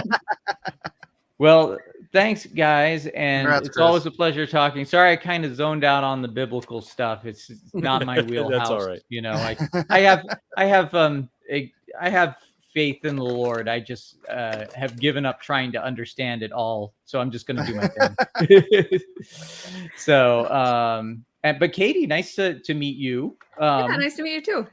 So you guys have fun, and hopefully I'll be back on this show at some point before Christmas time. So I won't say Merry Christmas. That'd be but- awesome. Happy all right. Thanksgiving belated. Somebody give Royce a kiss for me when he. All right, we'll do. All right. I'm right Leave here. that to Mike. Bye, guys. Oh yeah, Mike Bye, will Chris. be the one. Have a good one. Yeah. Give him some tongue for me. Too far. A tongue lashing. Oh, Yeah, so- definitely tongue lashing. That's what I was thinking. there we go. I was gonna say, Katie, what's new in your world? We were everyone's all been sick. rambling about our Thanksgiving. Oh, no. you've been sick? Oh no, that's not Yeah, good. so the kids have been snotty nosed and coughing, and we were like, well, let's have Thanksgiving anyway. So we've probably infected my entire family, both sides. We had that. Well- Our whole family had that for like 2 weeks. Just Thanksgiving so annoying. vengeance. Yeah.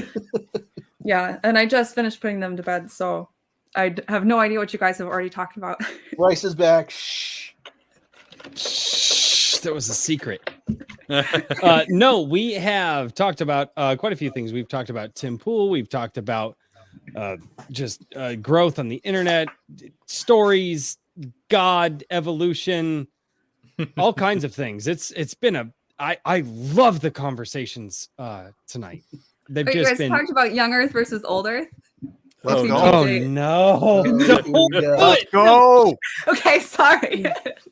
All right, Wrangler for 420. Just because it's been a while. Mike, I can't believe you started that on my channel. And then Kikomon for $5. I cannot trust scientists, historians, or news from 5 years ago, let alone 3,000 or 100,000 years ago. Live in the present, guys. Soy will uplift you.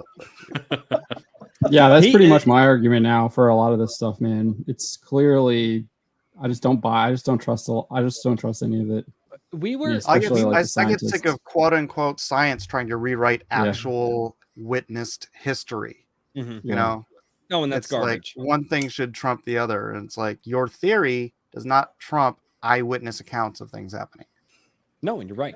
One of the things, actually, we had a really great conversation to piggyback off of what John was saying. We had a really great conversation in my Gilded, and everything happening around this Iron Age movement with a lot of the creative types, the authors, and us, just people just following it.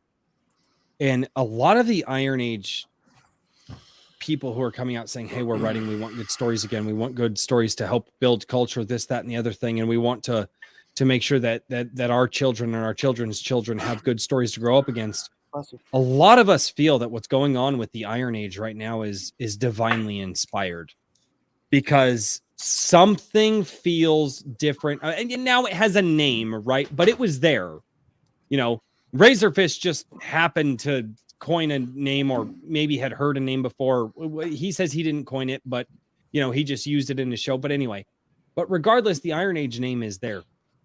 But there's something about what's happening with the rush of people that are going, we're doing these stories. We want good storytelling. We want the next generation to have good storytelling. And I believe, like, almost everybody that has ever been on this show, with the exception of like one person, because he's 20 years old, is a parent. And then, like, there's something that feels divinely inspired about this. What's your guys' take? It's yours. Well, I would say I don't necessarily reject that premise, but I think that it's also just a matter of everyone has been ejected from the acceptable realm of thought, right? And so there's things have been narrowing and getting worse in terms of quality for years now. And it doesn't matter if you're a Christian or like some kind of like a hardcore right wing political activist or something, or just somebody who is, mildly annoyed by revisionism and, bizarre additions to various like things, whether it be comic books or movies or whatever, like if you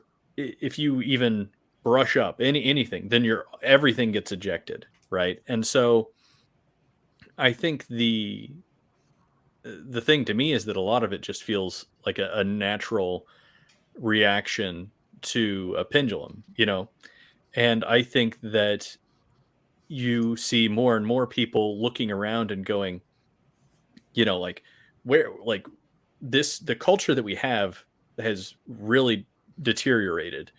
And I think it's now a lot more accepted that the culture that we had previously was built off of basically kind of what would you call it, like Western European Christianity in a lot of ways. And so now there's a lot of people wanting to head back in that direction. And as a Christian, I'm happy to do that. But I also think it's the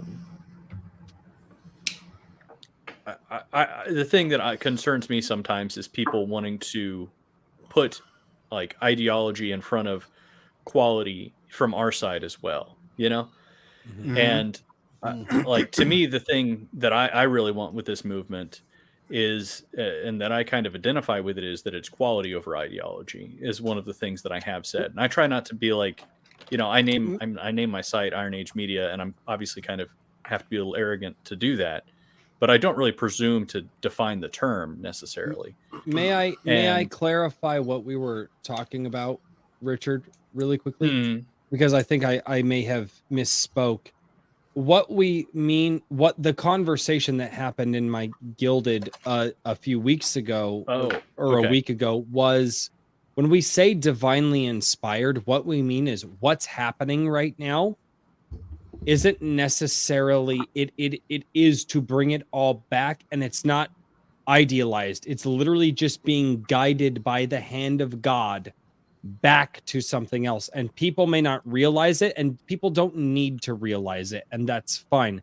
But it's being guided back by the hand of God into good storytelling, the good morals, the good virtues that we need. That it's not, people don't recognize it as an ideological movement. It's moving in the direction of good virtue and good morals because God is pushing it that way, because God is trying to protect his children, essentially. That was our conversation, and I don't feel that I had properly okay. I understand more what you were saying now. Yeah. I don't know if I would agree with that framing necessarily. Okay. So yeah, I'm not, unfortunately, I'm not going to agree with that framing either. Not because I don't think that the creative inspiration comes from a place of moral value specifically, but I hesitate to subscribe to divine intervention in anything that humans do. It may just be a personal thing for me, but I think we do things in God's name for whatever reason. And some of us may say and may truly believe that we are doing these things for a divine purpose, for the praise of God. Some of us are, devout in that way. Others are not. And humans, like we talked about before, like you said, Royce, humans are fallible. Mhm. So I can't really say Iron Age is divinely inspired in any capacity, but I could say it's morally inspired. I could say that it's inspired by a value system. Who's the author of morality? I was about to say the same thing. Katie, Sure. you wanted to chime in there. Yeah, I'll Katie, stand what- on the other side. I'll say God is sovereign over everything. So Yes. yes, in a way, this is all to his glory. I would say what I'm seeing, not just in Iron Age, but in indie in general, sort of before the Iron Age, and then that sort of come to mean what kind of the movement we were seeing. I was seeing a lot more Superversive. stuff. Yeah, Superversive, Pulp Rev. A lot of it was being written by people of faith who were not being not playing at being atheist in order to write a book. There used to be either you wrote Christian fiction and that meant you were fulfilling certain reader expectations of there would be a conversion scene, there would be theological arguments laid out, and then there was everything else, right? And we're not seeing that anymore. We're just seeing characters that are Christian, that have faith, that are acting out that faith without taking on the burden of arguing with the reader about it.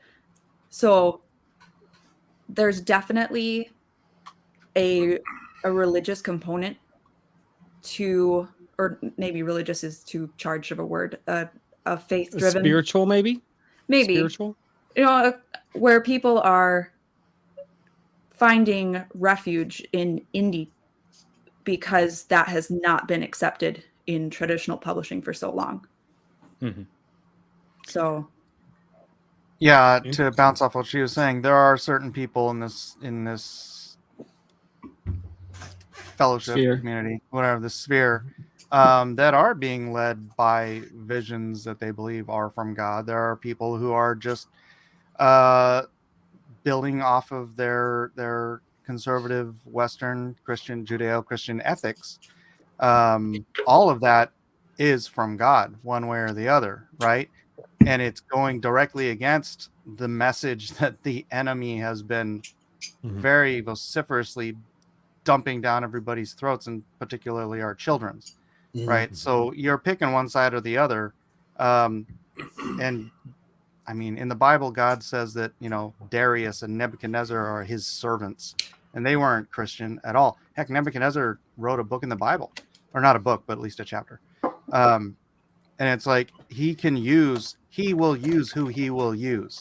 Even if he uses J.J. Abrams or somebody that doing something completely that just motivates me to want to make, a movie or whatever, or motivates, someone of faith or just someone of right moral character to take action. It motivates Royce to want to start a channel or whatever it is. That God is the author. He is sovereign. So inspiration wise, that might be more of a targeted term, but definitely his hand is in it.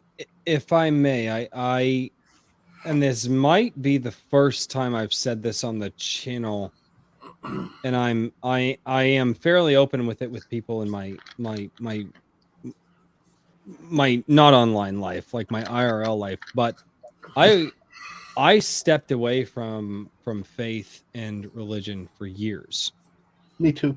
But not out of a sense of malice.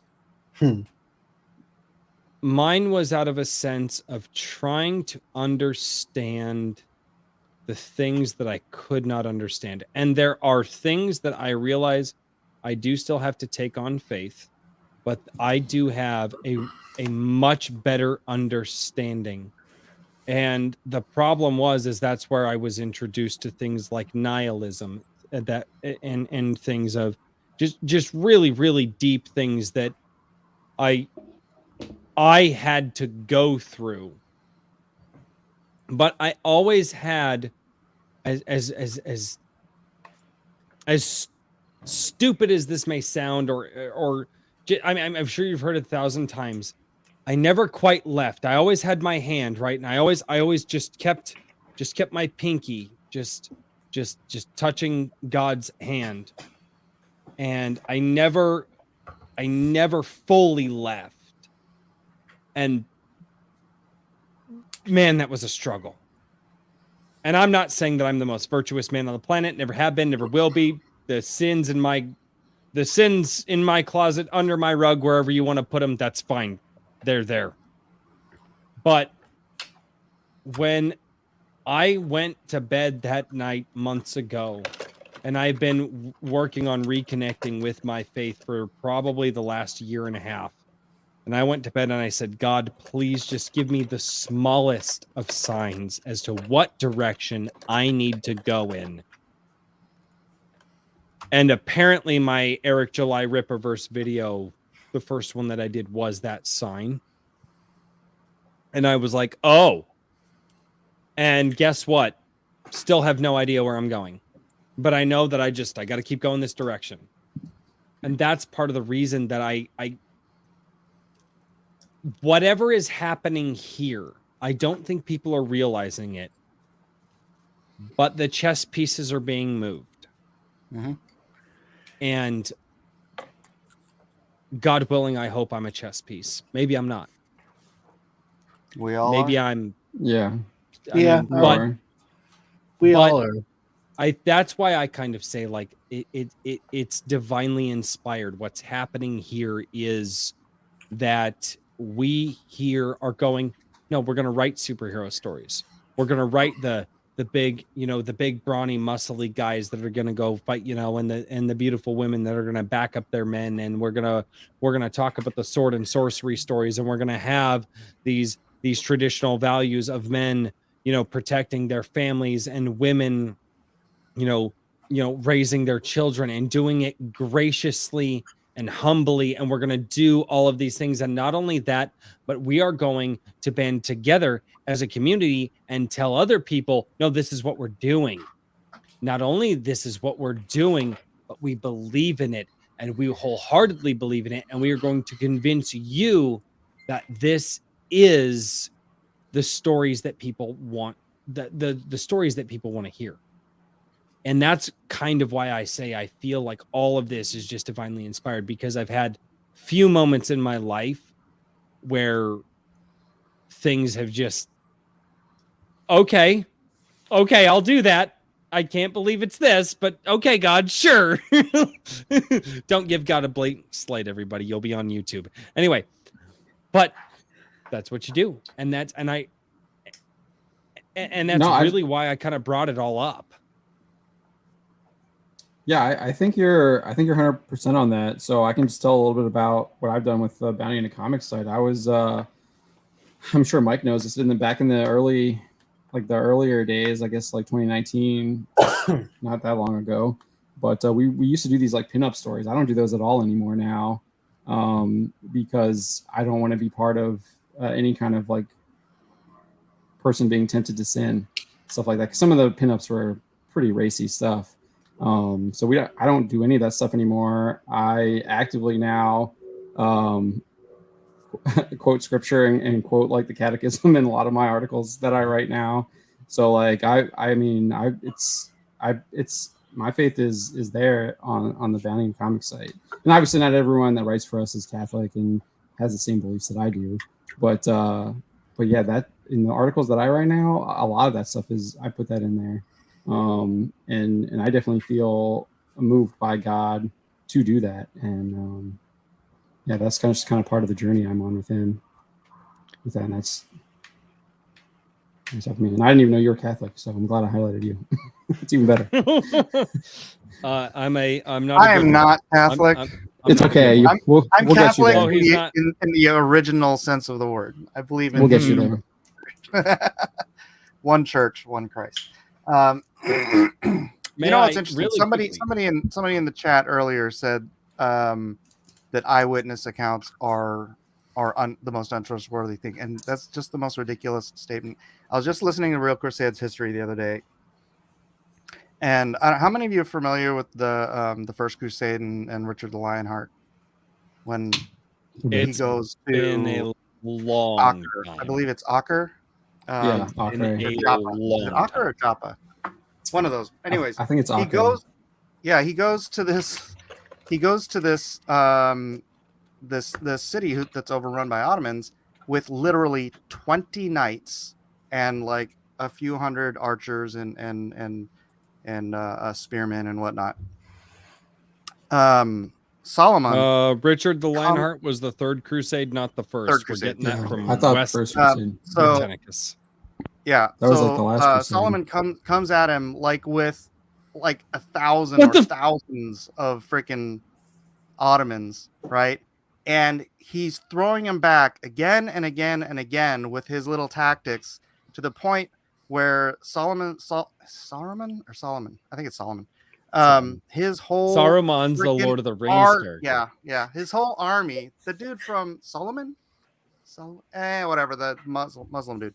So his entire army of Racist. thousands is Saladin. Is that who you're talking about? Saladin, Okay. that's the one. And he's Okay, like, yeah. you know, his army's like totally demoralized. And then Richard, at some point, he's like, let's go. And his freaking 20 knights rush into this army of thousands and freaking they scatter. Right? And how do we know this? Because there was not only Richard's own historian there that wrote it down. Suleiman's own historian wrote it down, and Suleiman said he only had 17 knights. So the counting was that whatever it was, the eyewitness accounts, Saladin. Well, and that goes The back to eyewitness accounts from two opposing armies told us this insane battle where literally less than 24 knights routed like thousands of Ottomans. And that goes back to what we were talking about from Ancient Apocalypse, is we have over 300 eyewitness accounts that are literally carved into stone about the Great Flood and what had happened around that time. Yep. But we can't believe that. Really quickly. Lots of eyewitness Gentlemen, accounts and for the miracle of the sun at Fatima as well. We're not going to get into that, but yes. Though not a comic can the perils of Sasha Reed get a shout out on Bounding into Comics. This is from Ral Nayanzi for $4.99 or $5 if you paid on Apple. And Ral Nayanzi is actually working on several books right now, part of the Iron Age.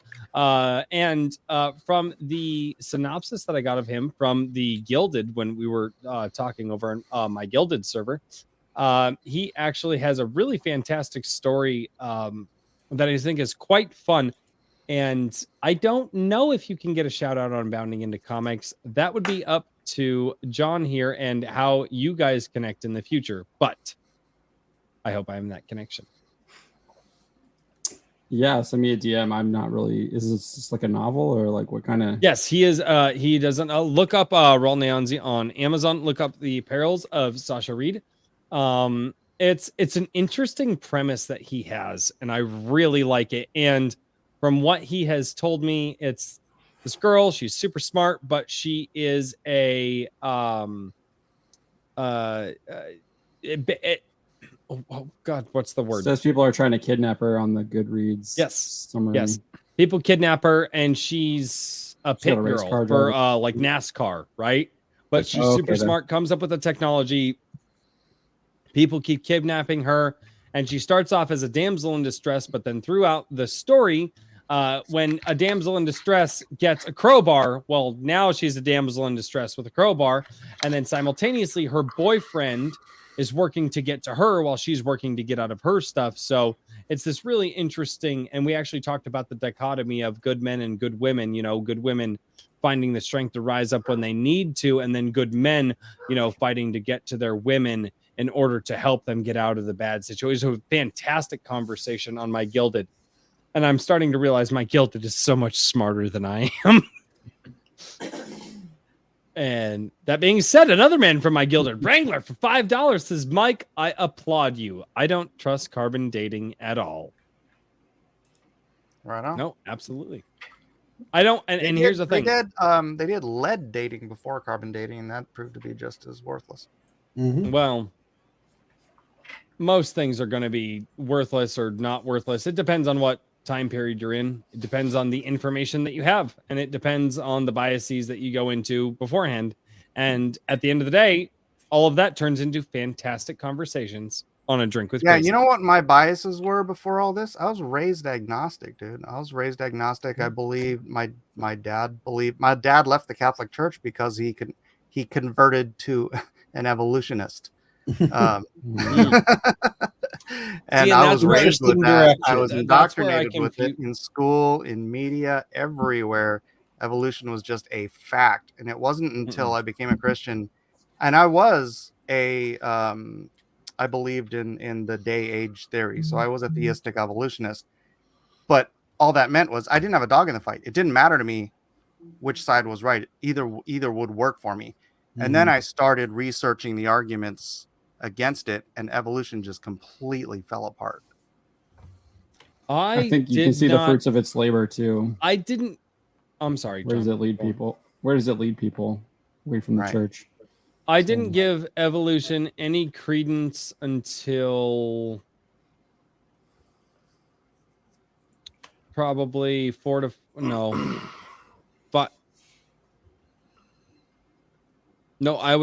4 years ago. I didn't give it any credence. And I cannot tell you what it was, but there was something that was said that I was like, wait a minute. That fits into the idea of God being grander than I am. And I'd have to find it for you. I'd have to do some research because I've looked into a lot of other things since then. But the one thing, and I reached a point in my life because I was like, no, God wouldn't do this. He wouldn't. And I got to a point in my life where I was like, I know that there are certain things such as morality, goodness, purity, treating other people's with kindness. But when it comes to the idea that the molecular changing of things, I was like, I don't know how God makes all that work. And I heard something years ago, and I'll have to find it for you, that just made me go, okay, God is bigger than me. God is bigger than the idea that I have of him. And what I have to accept is that I am to be kind to my neighbor because I know that to be true, because I believe that those words were written down to be true. I know that I have to be kind to my neighbor. I know that I can't steal. I know that I can't kill. Those words are true. I believe those words to be true.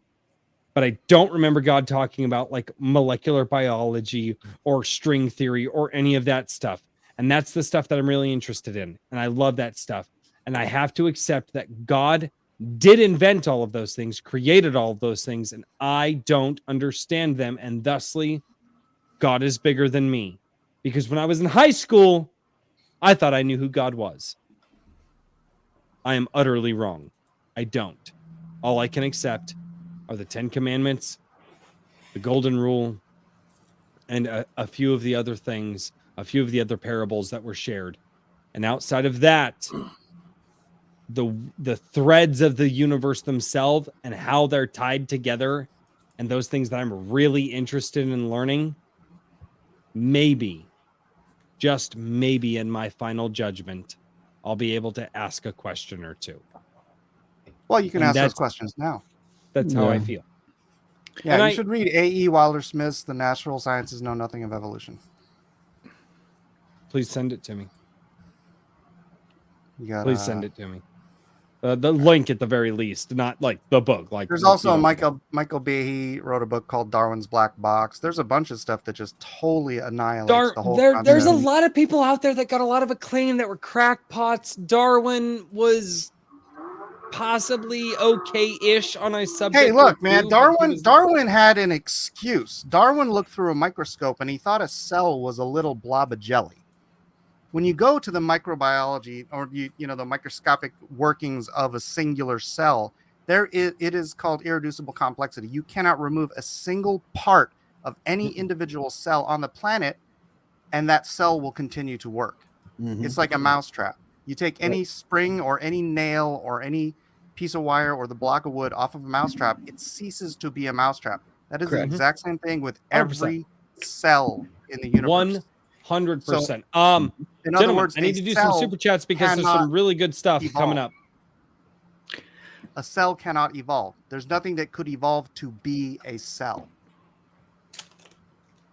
Potentially. Anyway, no, logically. Potentially.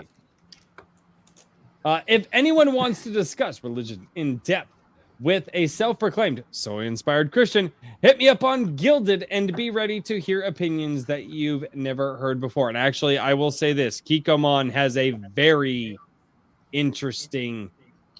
Talk this with Kikomon on my Gilded. It's the man.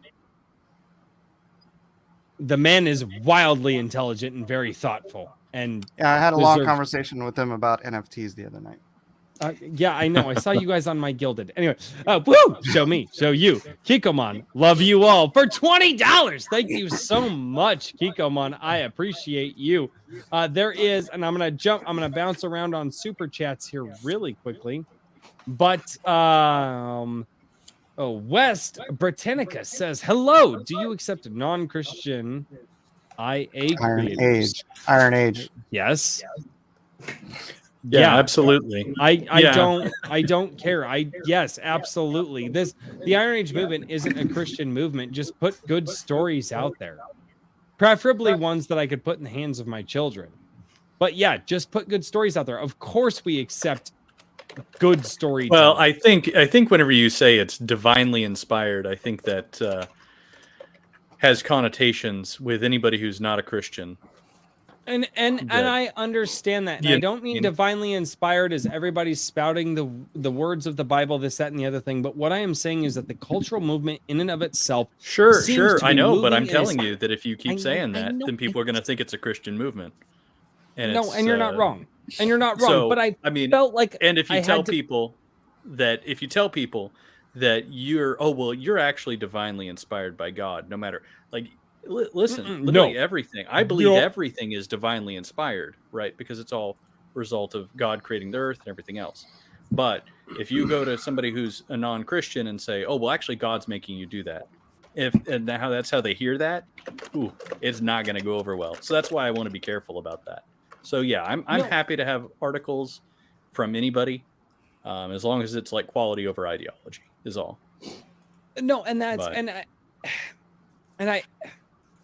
the conversation kind of led here tonight, and I just simply wanted to bring up some of the conversations that we were having. And I'm not going to hide how I feel about certain things. I'm not going to hide. But I do agree with you by saying that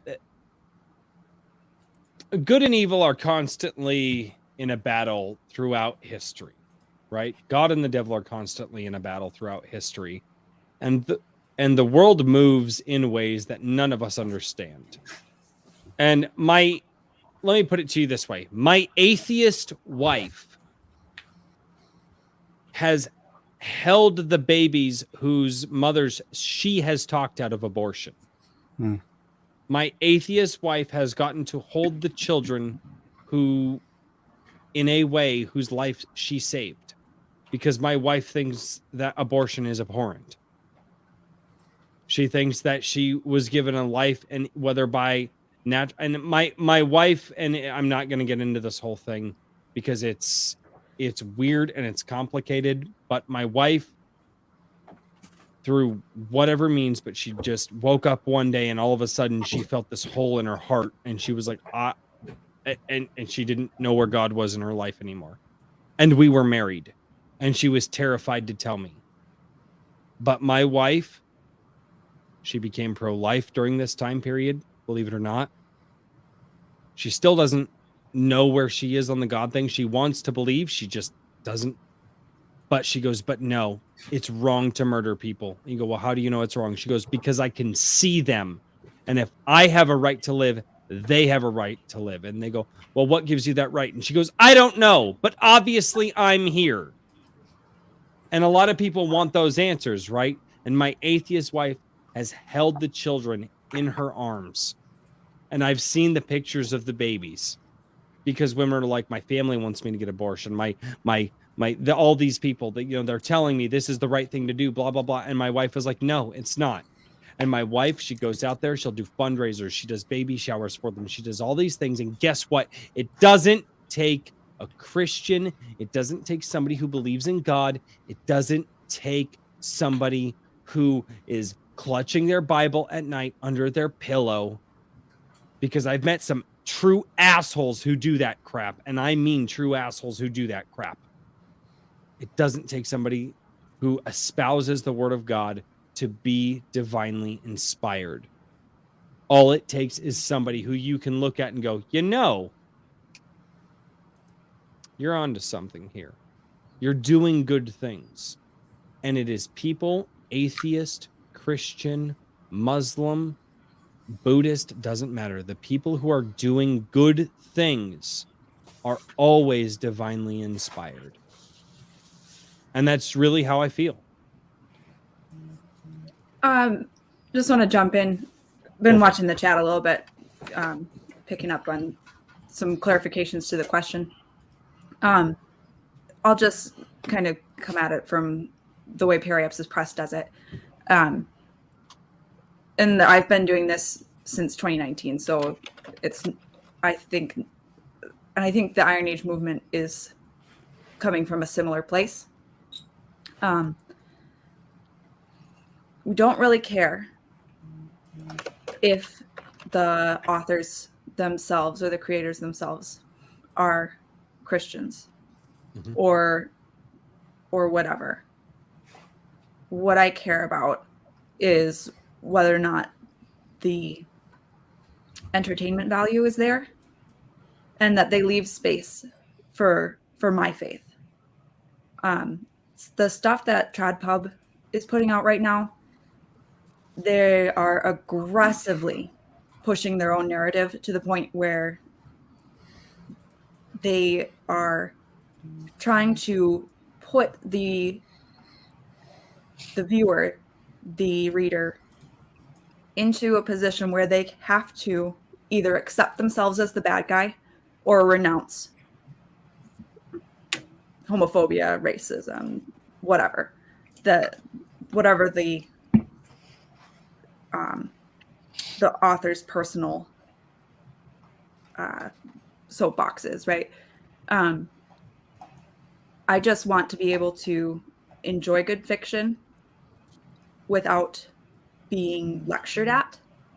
And I think that goes for a lot of people in the Iron Age. I would say that as Christians, we tend to say, because we believe God is sovereign, that things are directed by him. But I think that Iron Age in general is not necessarily a Christian movement. It's just there are a lot of Christians who are drawn to it. Mm-hmm. And the way that we're talking about it is more of us as Christians reflecting on what we're seeing in the movement and not necessarily saying this is what the movement is. Because I think that was what Westbrook-Canicus was kind of getting at, was like, yep. We're not looking for specifically religious fiction or comics or movies or whatever. We're just looking for stuff that has kind of a not even necessarily neutral, because we definitely promote and enjoy stuff that is on our side, I guess. But stuff that is not attacking me as a reader for having my own views is what I've been looking for. Mm-hmm. And so I've reviewed stuff on Periapsis Press. I have no idea what the author's personal faith is, and some that I know don't agree with me. For example, I've reviewed many Roman Catholics. I'm just teasing you guys. Thank you. Yeah, and a good author can steelman the arguments of his characters that do disagree with them. Mm-hmm. Yes. Right. So No, it's and like that's you shouldn't just, if you pick up book off the shelf without the name on it or whatever, you shouldn't be able to tell what the author believes unless you're going in for specifically like Christian fiction or whatever fiction, Right. Whatever it is. True. Yeah, I mean, I think, I think if you look at the site, like my site, I think there's one with like blatant religious angle on it. But I mean, I know that several of the creators are Christians. I know some of them are not, and it's, the one that has Christian imagery is not, I would say, even necessarily what you would call, Roman Catholic. Boy, that You know what I Roman mean? Catholic Or word's anything being like dropped that. I think- hard right now. That's a Say hard what? R. Mm. Hard R. It's okay. Yeah, with the hard R. Hard R. Do you feel that, John? Do you feel it? It's okay. We have a long history of being persecuted. We're- I mean, hey, Christ tells us. send me Christ some tells us articles. to be ready for that. He said that we will be persecuted just like him, and many of us will die, or a few of us will die for our faith. Wait, So, that's okay. many or few? I mean, so he says some of you will die. I think is the You said- like the exact quote, but Oh, obviously great. there I have mean, been that's all a matter Christ- of perspective, Right. Like many in this Kiko room Mom. or many compared to the total Can I population. just chime in real quick with Go what for Katie was saying to the West Britannicus guy? I've kind of reading his comments here too, and I think it goes back to what Mike was saying. Is like you don't want to just completely go to what the audience is saying in his mind. Like I think our conversation is fine here. He has a issue with that. I mean, that's on him. That's not really on us talking about this stuff. So, that seems to be like his main issue is that we're talking about it. And he's expecting something Well, else. So. And this is also, I would say, not our typical fare. You know what I Yeah, mean? No, Usually we're a little bit more focused It's on not. a creator. Yeah. You know what I mean? it's Discussing not, their but- work, and if it goes into being divinely inspired or being, a religious in nature, then that's how that conversation goes. But And I don't think it's religious in nature. I don't. That's the thing. Is I'm saying, in a hypothetical. I mean, Yeah. I don't think we've talked to anybody who has. This is probably the most religion and politics we've talked on all of them so far. So combined. Well, Everything because I've we written don't has want to, Christian but I we can bring this also up every opened up week if you want, before. Royce. Yeah. What's up? Yeah, can I bring it wouldn't up mind every doing week this if every you want. I gotta get Mike on dude. more. How on, how many more of weeks my have I tried to streams. get you on, and you just sit in the chat and make fun of me?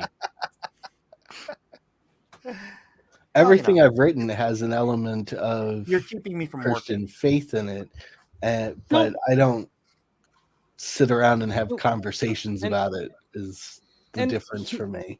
And here's the thing. I don't sit here and say this stuff because I'm like, oh, everybody. No, there's just this feeling that I get, and I have not ever had this feeling about a movement or an era of time in my short time on this earth. And for those of you who don't know, I am much, much, much younger than Mike S. Miller. And so very short time on this earth, I've never felt any. Mike, he's felt thousands of them. He knows exactly what I'm Drink talking with about. ages- Thousands of times Drink like with me. ages has This is my returned. first. Oddly, you don't look much younger than me. Oof. I know. It's Man. awesome. Keep If on Mike- for $10. God created us as in his image. He gives us the ability to discern good from evil and right from wrong. No man shall have another man above him. God is the source. The ability to discern is the gift. You, I don't believe, are wrong. Come on, I don't think you're I wrong agree. at all. I got more. I got to keep going. He sure you'd. We already Yeah, did he this did. one, I think. He did. We did read that one, but I wanted to highlight it as I am scrolling past it because I'm trying to. Calvin Gulata. Oh, I didn't ban him this stream yet. I still have to ban Thankfully. Calvin. I know what you He say already that, left. but dude, he really has this bad habit of bringing the thought bots with him. Calvin forgot to donate before I left. Sorry, I'm leaving much earlier than normal, but I need to go sync with my comic studio on some panel placement / dialogue. Was great seeing everyone on here. Calvin, hail to you, good sir, and thank you so much for being here. The Lord Otter just wanted to say that thought we all harbor different beliefs. We still have the same goal in mind. God bless, and let's all create awesome stories. Absolutely. I ain't kicking nobody out of no club because they're not flying no the flag. No, and I feel like me saying what I said tonight might have like clubified some stuff, and if I ever do that, every one of you should shun me, like in a bad way, and you should tear me down, because I don't ever want to like clubify. Look, man, if people are going to get upset because Christians speak with Christian terminology, then whatever. It's like God is sovereign over everything, and whether or not you use the word inspired or divine or whatever, it's like I said, God said that Darius and Nebuchadnezzar were his servants, and they were not Christians, they were not Jews, they didn't even follow him, but they were his servants. They did what he appointed them to do. Right? So it's like what I said about my wife too. If you don't believe in it, then accept that other people do. Period. Yeah. No. Yeah, I'm with you. I'm with Mike on that. But like, where do you think you clubified? Oh, I was just saying. No. I'm asking. The Royce, clubify thing was no. The clubify thing was because whenever you get into topics like this, the feeling around it, and it's something that I felt on my channel, because people say, "Oh, I just don't know if I'm a writer for the Iron Age," and I'm like, "Oh, wait. To the best of my ability and in what I understand, the Iron Age is just this: a bunch of people saying, screw you, corporate media. I want to write my own stuff because you guys suck, and it's time to write good stories again." And that's it. And it doesn't matter if it's a video game, if it's a book, if it's a movie, or if it's what Christopher Cooksey, who is just here, is saying, that he's doing animated films. He's doing other films now, using miniatures and stuff like that. I don't want to come out here and say, hey guys, this is how I feel about why this whole movement is becoming this thing. And the sense of the world in the last 5 years has just been really, really weird. But I don't want people who may be exposed to this channel and go, wait, the Iron Age? Oh, the Iron Age is just this club of like Christian people. No, it's not. It's a club of people just trying to write good stories. I happen to feel not even a club. Well, yeah, exactly. It's just just people. It's just individuals writing their own thing, putting it out there. I don't want to clubify that as, well, it's just divinely inspired Christians. I don't want to do that, because that's not what it is. I don't think that's what you were saying either, though. No, and it's not.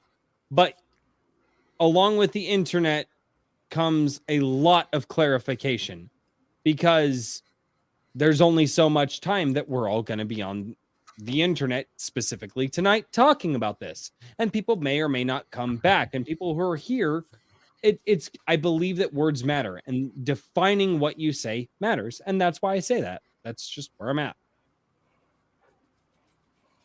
Yeah, and I was just being flippant. So. No, you weren't flippant at all. Man. Well, before. Wait. Oh, sorry. Sorry. Go ahead. I'm trying to catch up as much as I can. I'm still not going to. And now for this important commercial. You gotta. So here's a trick: star them when they come by, so then you can see them in the background starred, so you can have them all on the list. Wait, is there really? Yeah, there's on the back end. You can like star the super chats. I need you to teach me this thing, because nobody has told me this up till now, and I didn't know. You can select the comments and like star certain ones of them. So if a super chat comes in, you can star it and it'll save it chronologically. So then you can go back to it. Wait, is there no longer the community thing in the back in the studio where you could just see all the super chats? I don't know. He's probably using StreamYard. So Well, Yeah, but no, I have still 5 through panels YouTube. pulled up. I have Studio pulled up. I've got StreamYard. I actually have the live chat pulled up in a pop-out window. I also have my OBS Studio, which is actually acting as my camera right now. And then I have a Word document pulled up with all the links that I have. So I literally have everything pulled up on one screen. Anyway, Kikomon for $10. You will never be able to convince non-Christians to become Christians unless they are seeking. The best way to convince atheists is to lead by example and shine the light of God through yourself. Yes, actually, I agree with that 100%. That's why I tell you, lead by example. 100%, not even a lie. Herman P. Hunter for the Lord Forge for $5. I can get Mike angry enough to speak in tongues. Hey, you can try. I don't know. I've heard some lore there. All right. Oh, and Katie, this one's to you. And I saw this when it came in, and I wanted to read this. Katie, when it comes to storytelling, religion or beliefs are irrelevant to the quality of the story. Woke people annoy me just as much as Bible thumpers. I enjoy stories on their merits. I actually agree with that. What do you think, Katie?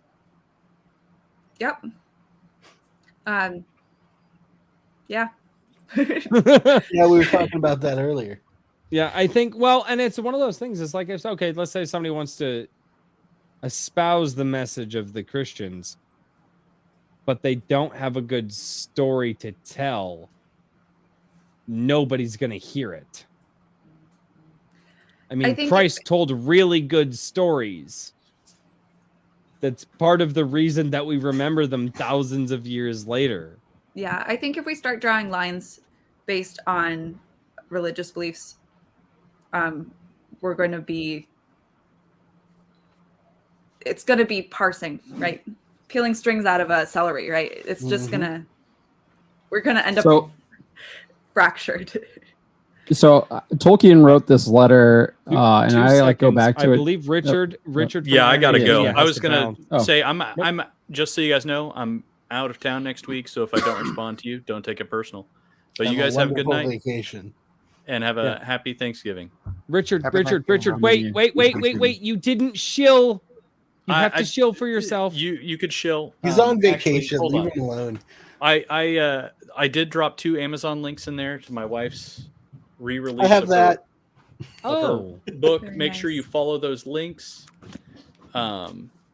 because otherwise Amazon will direct you to the first edition, which is not. There's no reason they should be doing that, but so far Amazon's extremely helpful. KDP has not been responding to emails or anything else. So anyway, but I do got to run. So you guys have a nice night. I've enjoyed chatting, and I look forward to talking to you guys next Friday. I should have my setup and everything, assuming that the internet at where I'm at is functional. So Fantastic. Get some rest, my friend. will do. Good day. You guys take it easy. I will be dropping the link in chat right now, guys. Thank you very much. Yes, people are asking for the link in chat. Here is the link.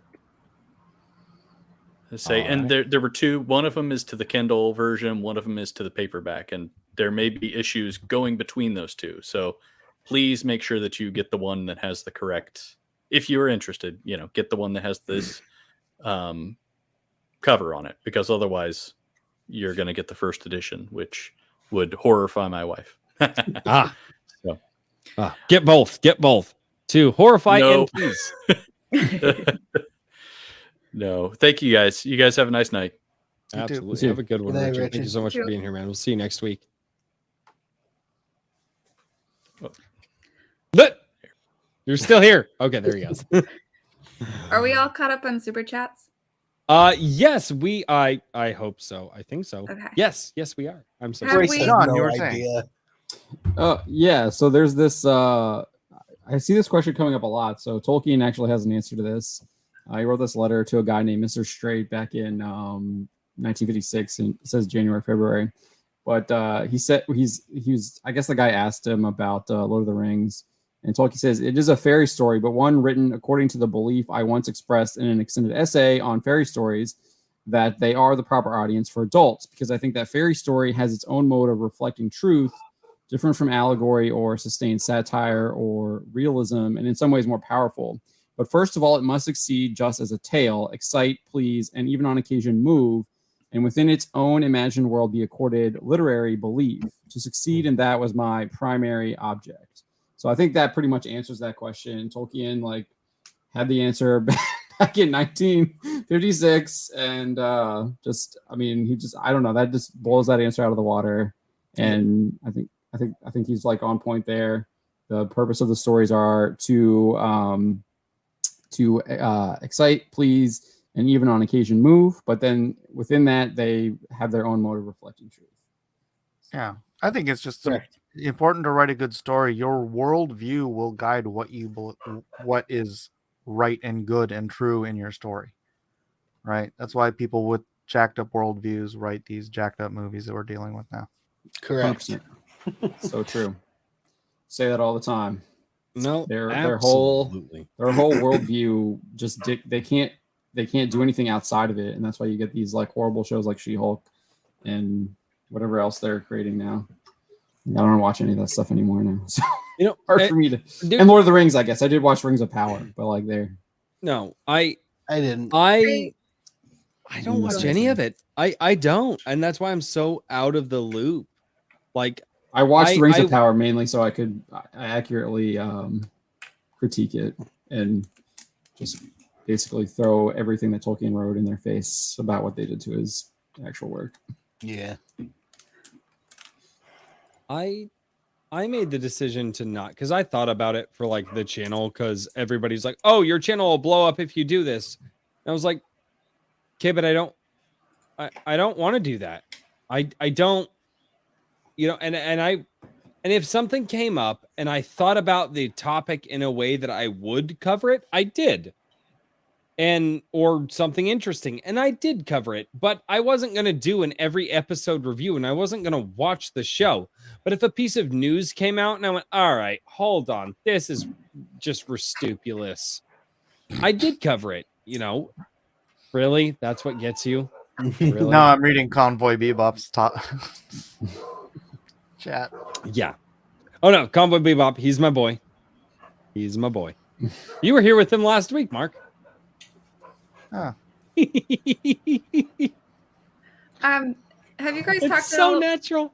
It's so natural now. Sorry. Go ahead, Katie. Go on, Katie. I just wanted to make sure that we've shilled enough. Have you guys talked about the sale that's going on? No, what's we did a whole article on it. Mm-hmm. But you haven't talked about it on the show tonight? No. Yeah, the base sale. Yeah. So base Black Friday. Yeah, the Black Friday sale. So everything's 99 cents or free on there. Wait, where? Do I have a link in the private chat? I can shoot you one. Please and thank you. Shilling is mandatory on this stream. I need to start telling people that. In the spirit of shilling, it's my link. Oh, that's the best shill. So the sale is through Hans Schantz, his website, and then my link is to the stuff, is highlighting the stuff that we've reviewed on Periapsis Press that's on sale. So it's Aetherzar on Twitter. Yep. I'll be right back. I need to go see what dogs are losing their absolute minds right now. I'll be right back. So I've never heard of Periapsis Press. Do you just do book reviews? Yeah. So it's my website. I started a couple fantastic book reviews. Thank you. I started a couple years ago, and it's for readers. It's targeted at readers as opposed to writers or authors. Right. Yeah. I assume so. Okay. So a lot of people have blogs. This isn't really a blog. I don't do topical stuff. I do reviews, news, author interviews, stuff that's going to be very very reader focused and focused on ways of connecting readers with the next thing that they can read. But yeah. Cool. But I just wanted to make sure that people knew that there was a sale going on. So if you are looking for Iron Age books to support. Is Codex Babylon one of the Roman Catholic books that you were talking about? Say again? On your news section, you have there's a picture of a book called Codex Babylon by Robert Croce, and the cover image. Croce, I'm not sure how you pronounce that either. Yeah. Yeah. The cover image looks like a Knights Templar. Let's see. Oh yeah. So I've reviewed a couple of his books. Let me check here. I know one for sure. Oh yeah. I've done actual review of The Brand of the Warlock. And then I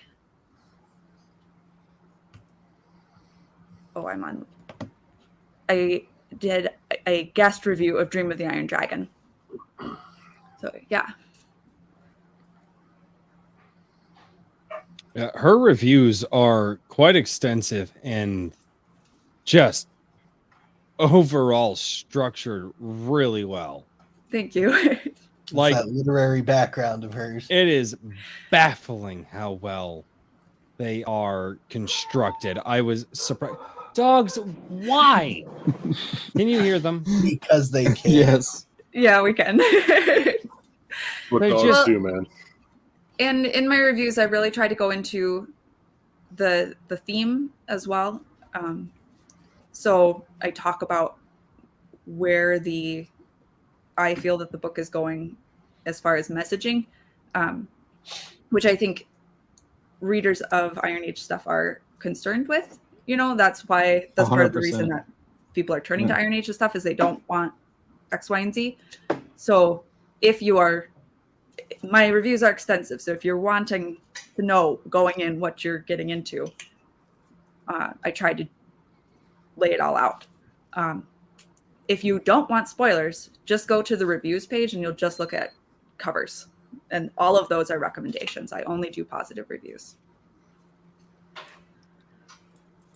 Oh, on no, the and that's really so you don't if you don't like something, you don't.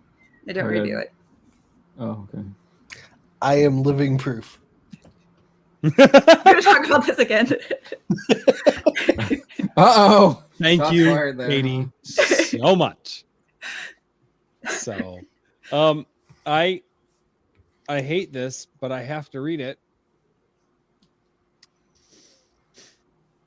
Kikomon for $5. Sorry, I was about to leave, but Royce called Mark. Good night, number one Iron Age daddy.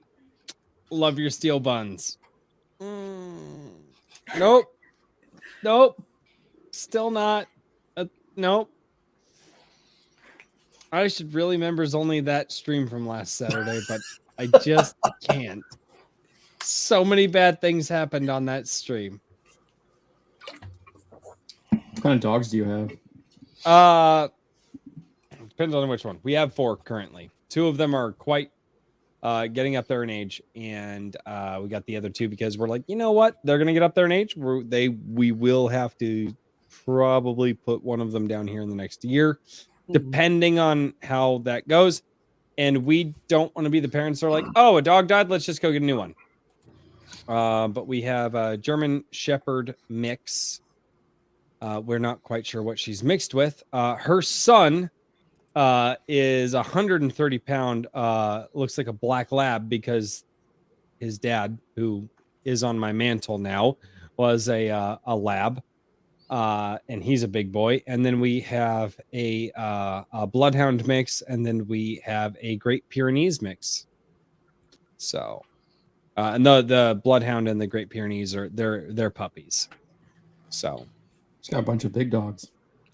Yeah. I would like to have a really good warning system, just in case. But I also moved my family to a small town, so if anything happens out where I live, like things have gotten like Mad Max levels of bad. Almost said Max Mad. Oh my goodness, Lord, Idiot. Oh. Rob, you have been very quiet this whole stream. Are you doing okay, good sir? Yes. Yes. I'm just kind of listening. So I'm so sorry. Oh, I feel like I It's feel all right. You joined me in the quiet corner. yeah, I'm fine. I know. You guys are like the strong stoic types, and I'm the loud idiot type. It works They're though. It enjoying their works. cigars. I'm just waiting. I know. Oh, the fucking know after how. show. As soon as we hit the after show, I'm grabbing my tablet. I'm going to the garage, and we're gonna do Same. the after show because the after show is fantastic. Well, what have we not covered so far? What do we need to cover? What are we talking about? What are we going for? Anybody? Any ideas? What have you guys been reading?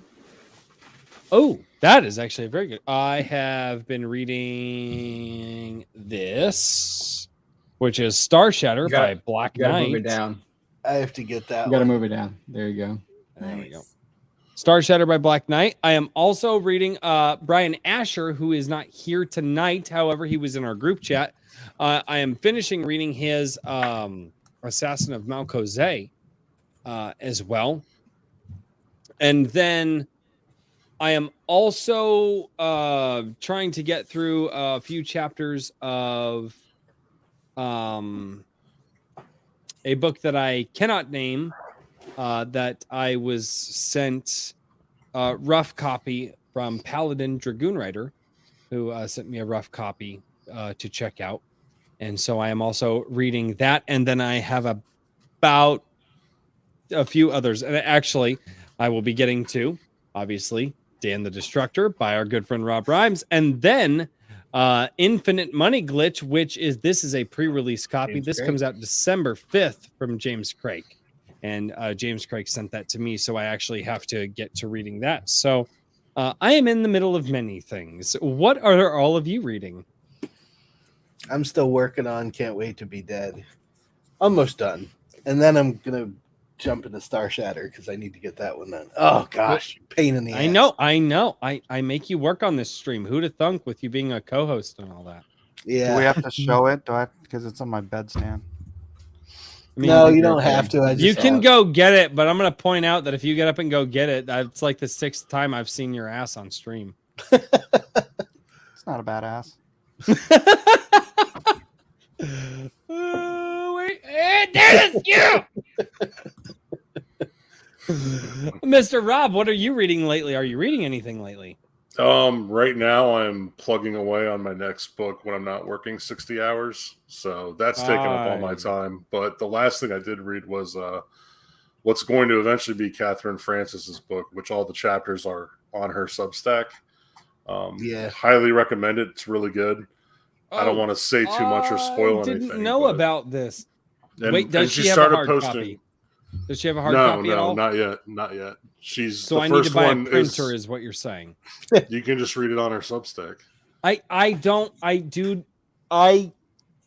have a really hard time reading Physical things digitally. all the way. Yep. Yeah, so do I. but But I am literally I made an thinking of exception. buying a printer just so I can like copy what some people are sending me, and I'll print out all. I'll print out all the pages and staple them together just so I have something physical. Because my focus when it comes to something physically in my hands is about 10,000 times better than my focus of just swiping a screen, and that's just how I feel. Yeah, I'm not really a Kindle reader myself either. yeah, no, I'm not either, man. I want the physical book, but I made the exception in this case. I mean, she went way out of her way and wrote a really great review of my book, and she's been She did. You know, Yep. she's kind of been a supporter the whole time. So you know, Absolutely. and I'm glad I did. It was really good, and I don't want to say too much or spoil too much, but it's a very character-driven story. Can you drop a link to me on Twitter, please? Or Gilded, or wherever you happen to correspond with me.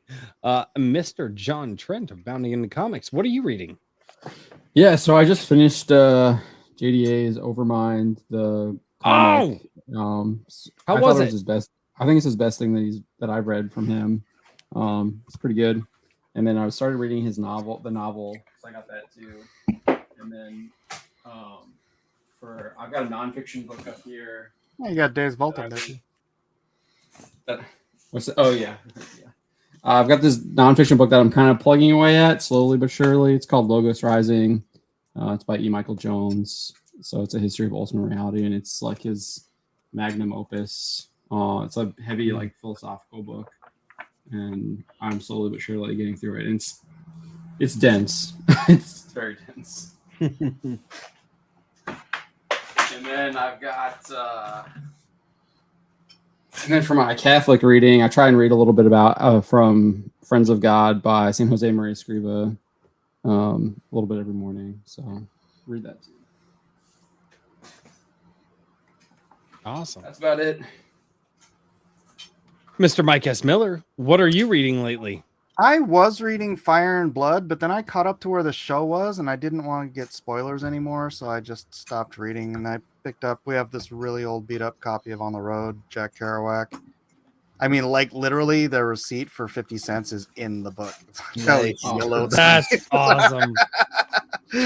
And then I was reading parts of this. I didn't start at the beginning. I was kind of going through different parts, Russia Short History. And I just started on Hunter Ninja Bear. Oh, by I've got Chuck that Dixon. too. That's It's actually really good. cool. Really cool I've so been far. enjoying that. So, The It's a action thick is one. fantastic. Yeah, yeah, that was. yeah. That's Mel probably like the Ruby's best. That's the best deal I've ever seen for a crowd fund. I know, right? It's like It was 300 so pages cheap. or something, right? Yeah. It's freaking Yeah, crazy. and it was like $15 or something like that. Fantastic. So that's my bed stand. Yeah. All I right. highly recommend Hunter Ninja Bear. I think I'm 3 issues in. And I've been highly enjoying it. I just love the dynamic action. Yeah, and really, I mean, just well written. Chuck Dixon. I mean, what are you gonna do? Yeah, it's Chuck. Yeah, it's true. Yeah. And Mrs. Kitty Room, what are you reading lately? You asked I'm the actually question. between books. Oh, I know the feeling. I just finished William Jeffrey Rankin's Sherlock Holmes and Carnegie, the Ooh. Black Beast of Ipswich, and that was fun. And I picked that up because I had just finished reading the Enola Holmes books, the original set of 6. I brought them for my sister because the second movie came out on Netflix, and it made me mad because I could just tell that they were just completely corrupting it. And I knew that it was originally a book series. And so even though I hadn't read it yet, I was like, I can just feel that this is wrong. First one, her mom was like she was a terrorist. Yeah. It was like a feminist terrorist. Like that's what her mom was. Well, the first movie, it definitely took liberties. The second one was like unrecognizably just completely new and different. Like they took some character names and slapped them on some new people. It was like it.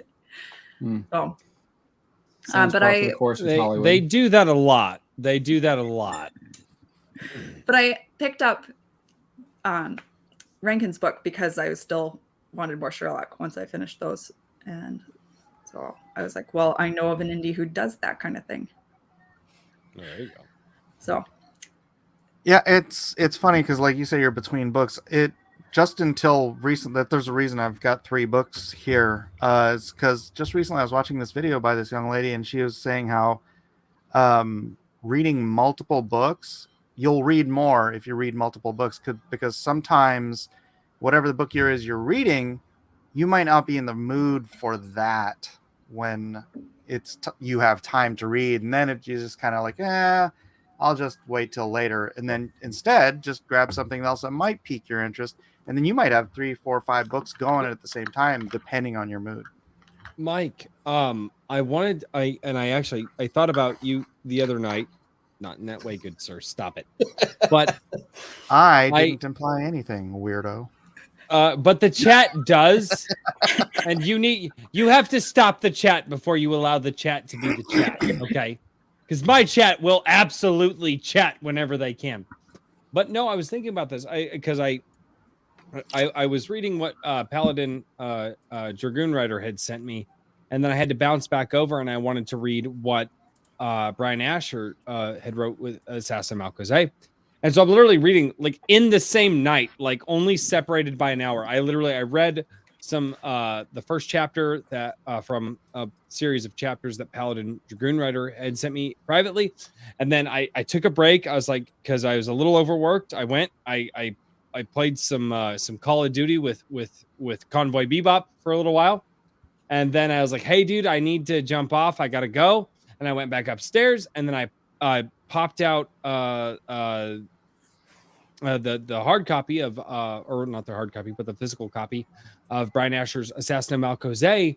And what I noticed is I was actually my reading speed went way up when it's just going from like one story to the next. And I'm like, okay, like, and I didn't realize that until what you just said right now. I was like, wait a minute, maybe that's a thing. Maybe I do just need to start reading, 4 or 5 or 6 stories at a time, but a different book every day, but a chapter of a book every day. And maybe that will, help me to increase my ability to get through all of these fantastic authors that are out there right now.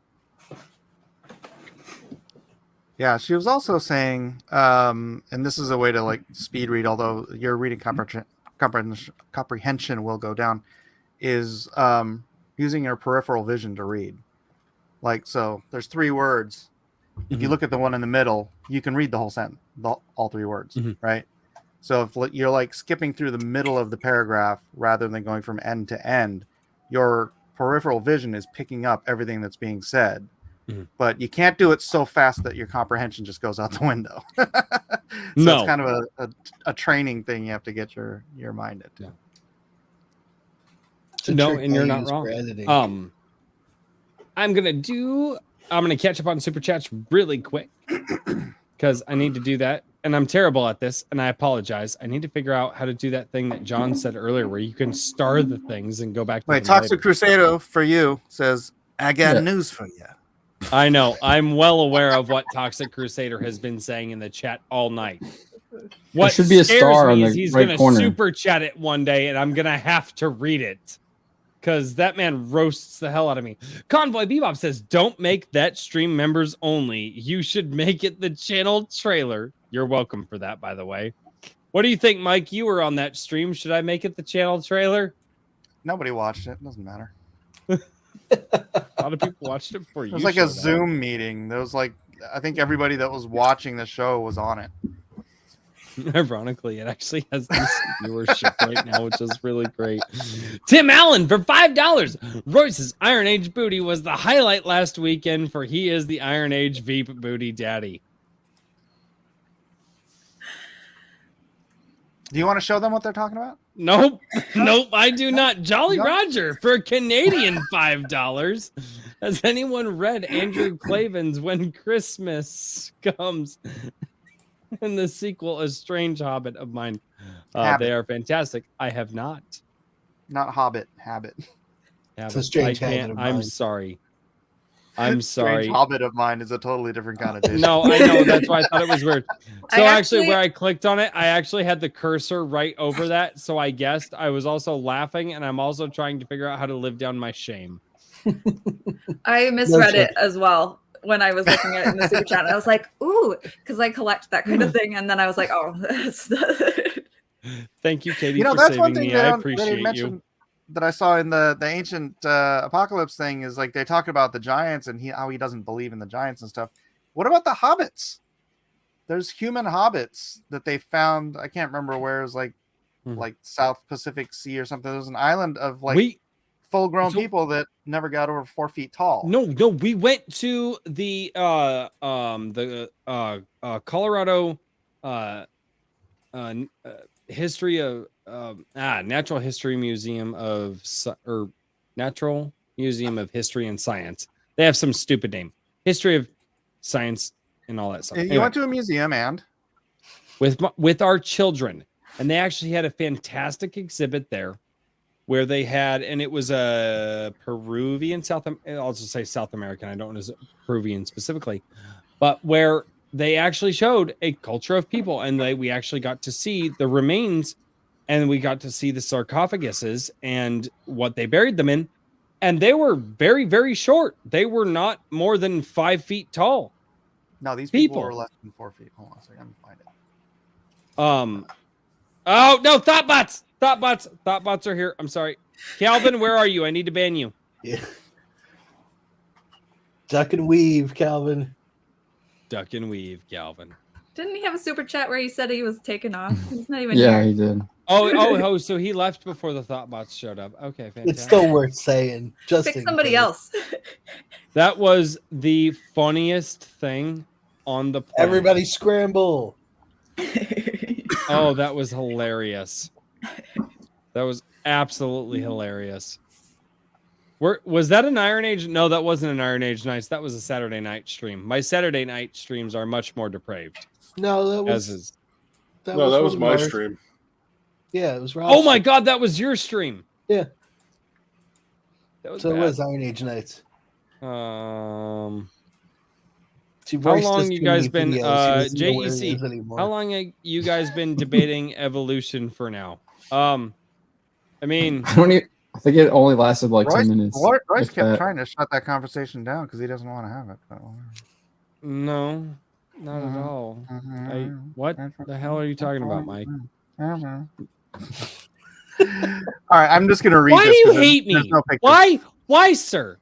Here's You're like one of the most prolific comic book artists of our time, and you just come No, on my show to no, just be like, I listen. hate you. I see how Listen. it is. I see how it is. So this is from the Southeast Asian in Indonesia. This tribe, the original skeleton of this adult female stood at just under 1 meter, 3.3 feet tall, and weighed about 55 pounds. Mhm. And was around 30 years old at the time of her death. Turns out, as That's a carbon emissions motherfucking increase hobbit, on the bro. planet, people That- get taller. That's a short hobbit. Yeah, yeah. Like a Dude, midget hobbit. that's a Smurf, dude. That's a Smurf. That's 3 apples Smurf. tall. 3 apples.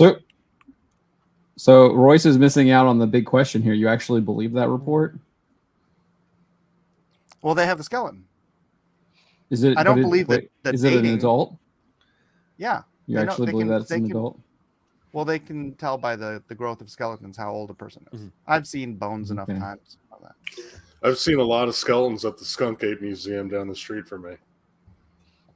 I'm just saying. At the what?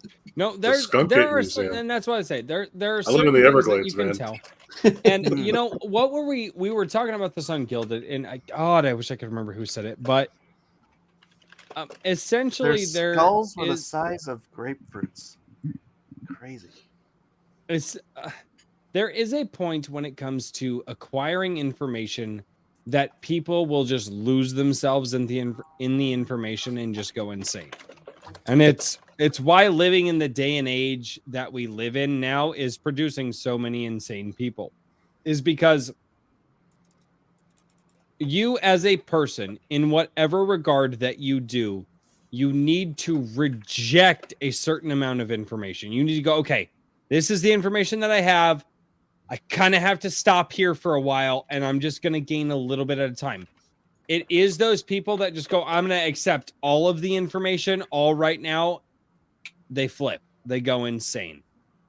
And I wish I could remember who it was in my Gilded that was talking about it. But again, my Gilded has incredibly smart people in it. Hey, I should share the link to these incredibly smart people.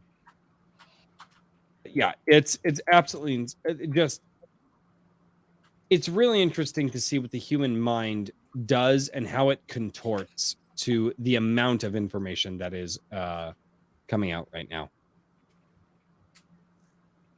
It's all too much information. It is. It is. And then Mike S. Miller just tells you you're wrong. It's fine. That's what I do. I'm good. I'm good with it. Why I sit here so quiet, it's not because I'm like stoic or anything. It's just I don't pay attention to any of this stuff, so I have nothing to say. I think Same. Rob is sleeping. He doesn't awake. look like he's sleeping, but he's not. I am waiting to have a cigar with this man's in the after show. You better stay awake. I'm ready. I need to work. I'm so ready. You're I am costing me money. Huh? I said I need to work. You're costing me money. Multitasking. gonna ask what you were How am I, drawing. dude? You came on this show of your own volition. How am I costing you money? Because you guilt me into it every week. I do not. Ooh. Oh my I god! send you a link and you click guilted- on it. You were guilting me just on this very stream.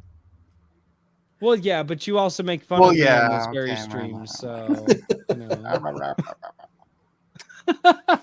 I'll send you a bill. Oh, Oh, God. no.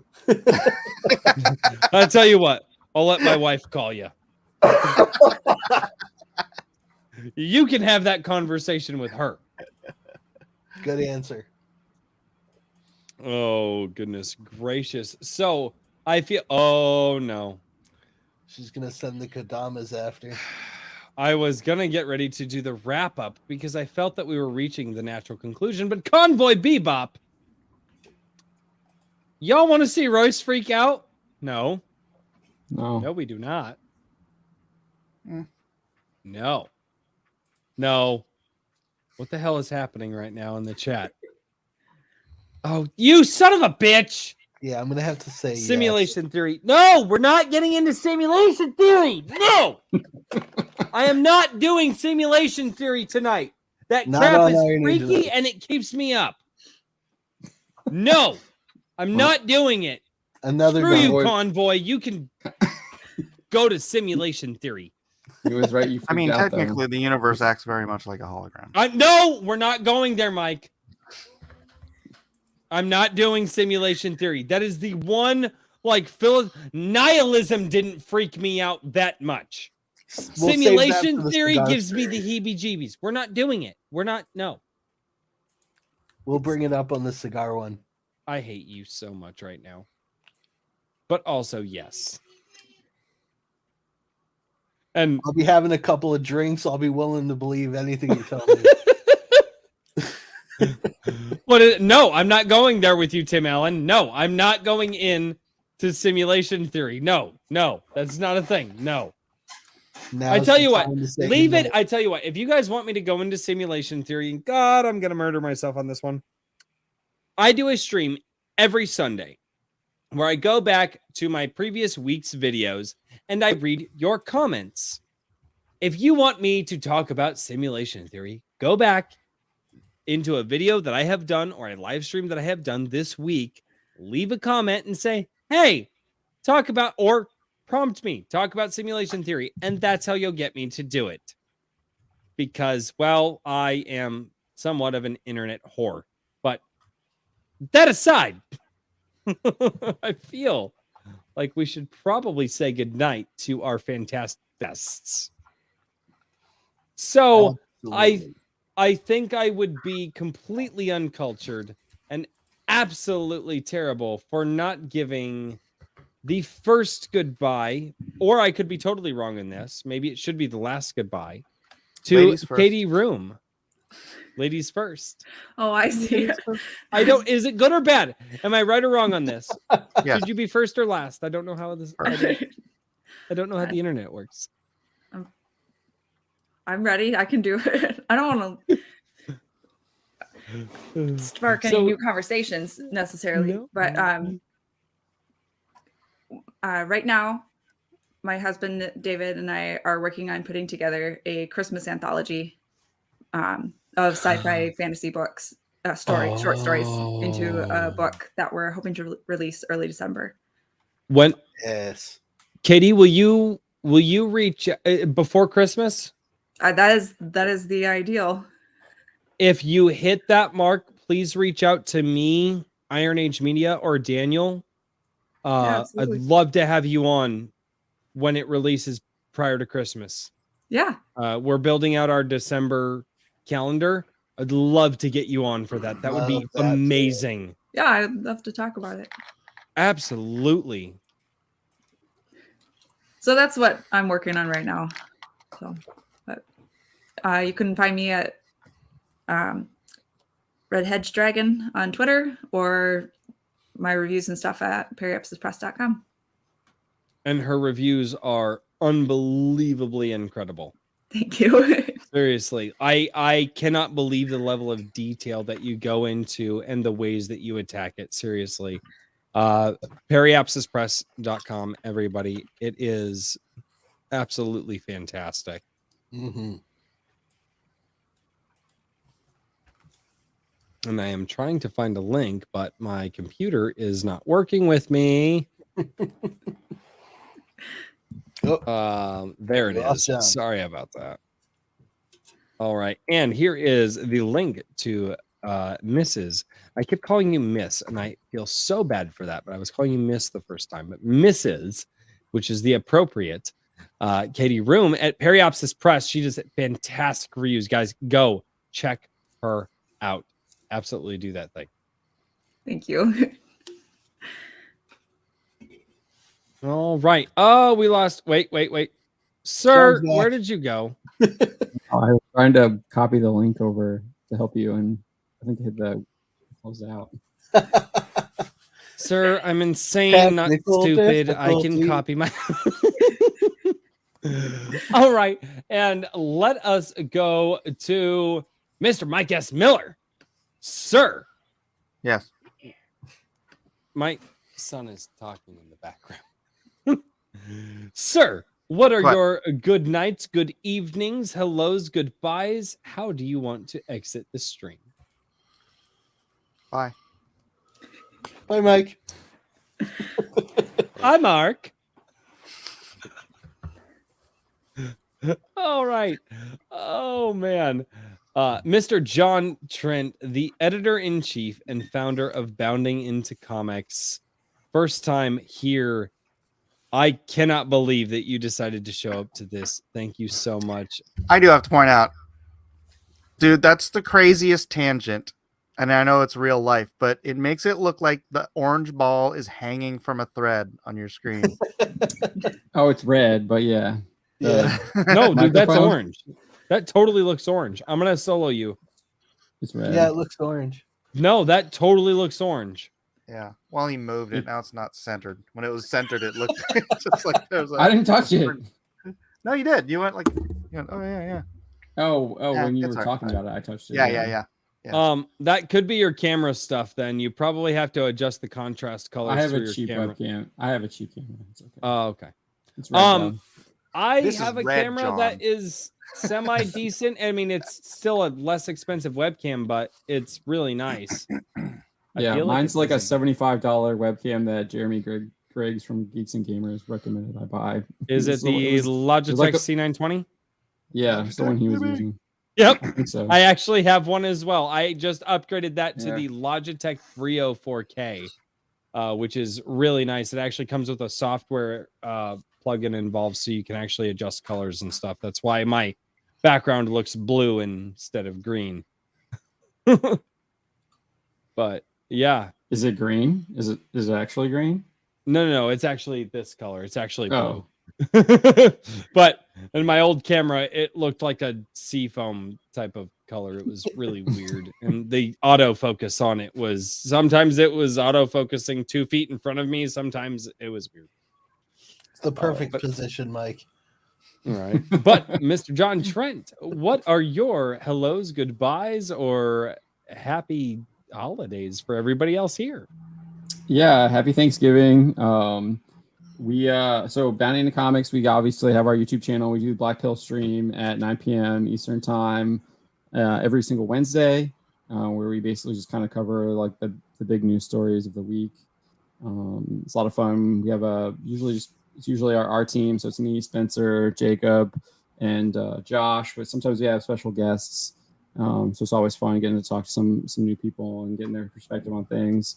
And then obviously we update the website pretty much every single day, except for Sunday. We don't usually do anything on the weekends, especially Sunday. And then I also have a sports site too called Bounding into Sports, where we're kind of doing similar kind of coverage that we do on the comics site for sports and stuff like that. But I've kind of dropped the ball on that this past week, just with the Thanksgiving and everything. Haven't really touched that, but we usually have stuff up that on every single day too. So except for the weekends. But yeah, that's pretty much what we got going on. We're always We're always kind of trying to see what's happening and kind of cut through all of the corporate spin on a lot of stuff. And just that's what we do. So that's it. No, and I love to read it, man. I really do. Appreciate that. All right, let's go to Mr. Rob Rhymes, also known as Talking Pulp Press. Good sir, what are you doing? Sitting here trying to stay awake. No offense to anybody here. I've just been up since 5 a.m. Sir, I have not, thank God. Nope, but I understand those days. That was the that is in fact why Mike S. Miller is now Mark on my stream, because I had been up since 3:45 that day, and I had been up for 20 Wait, why are you blaming hours, this on me? I'm not blaming it on you. I'm blaming No, it he's on me explaining because I was why he tired called as you hell. that. Oh, Yeah. yeah, because he goofed up. I'd been up for 20 hours at that point, and I was Mhm. literally barely staying awake by the end of that stream. I went upstairs and crashed hard after that stream. You cried yourself to and- sleep. but now it's online, and so now you are no longer Mike, you are now Mark. And Really, it says Mike right there. no, it's Mark. It's Mark. The your screen is wrong, the internet is right. The internet is always right. It's always right. Say goodnight, Miss- Gracie. Good night, Gracie.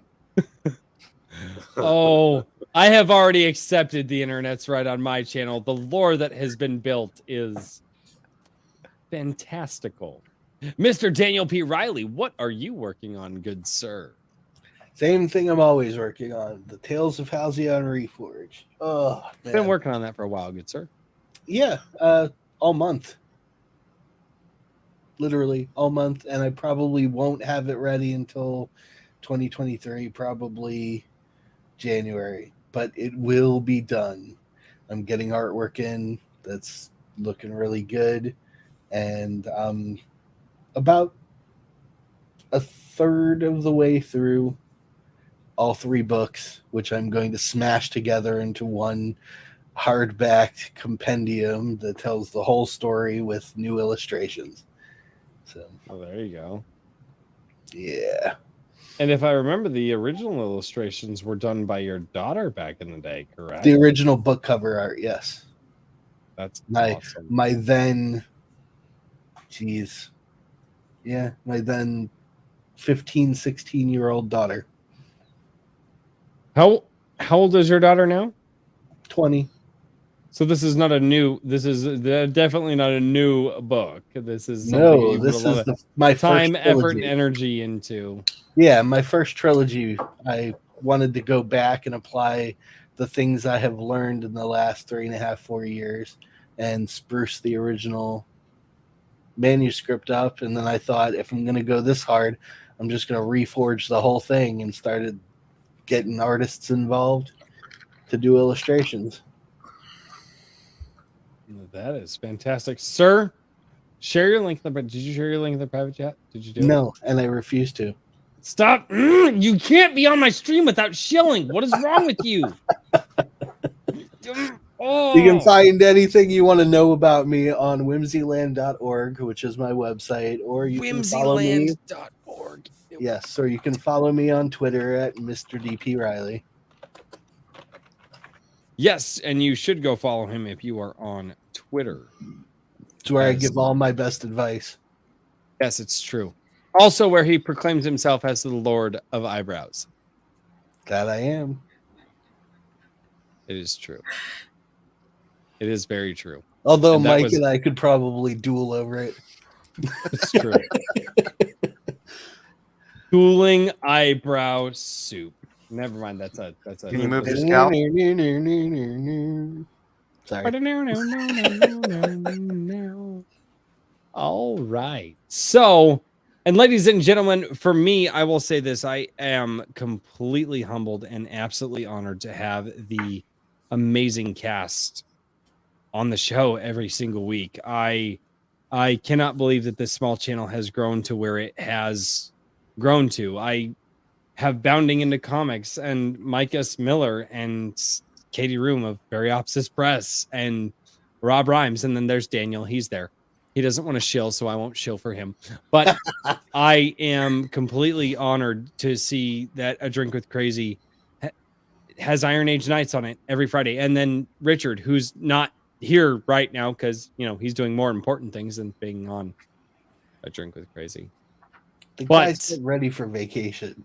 I know. I've had one vacation since I was 18 and I didn't like it. Anyway, I digress. It was bad. Vacation and sleep. God, I wish those two things would go away. Anyway, but I am so absolutely honored for all of you down in the chat because you guys actually are a huge part of this show. 1, you make fun of me.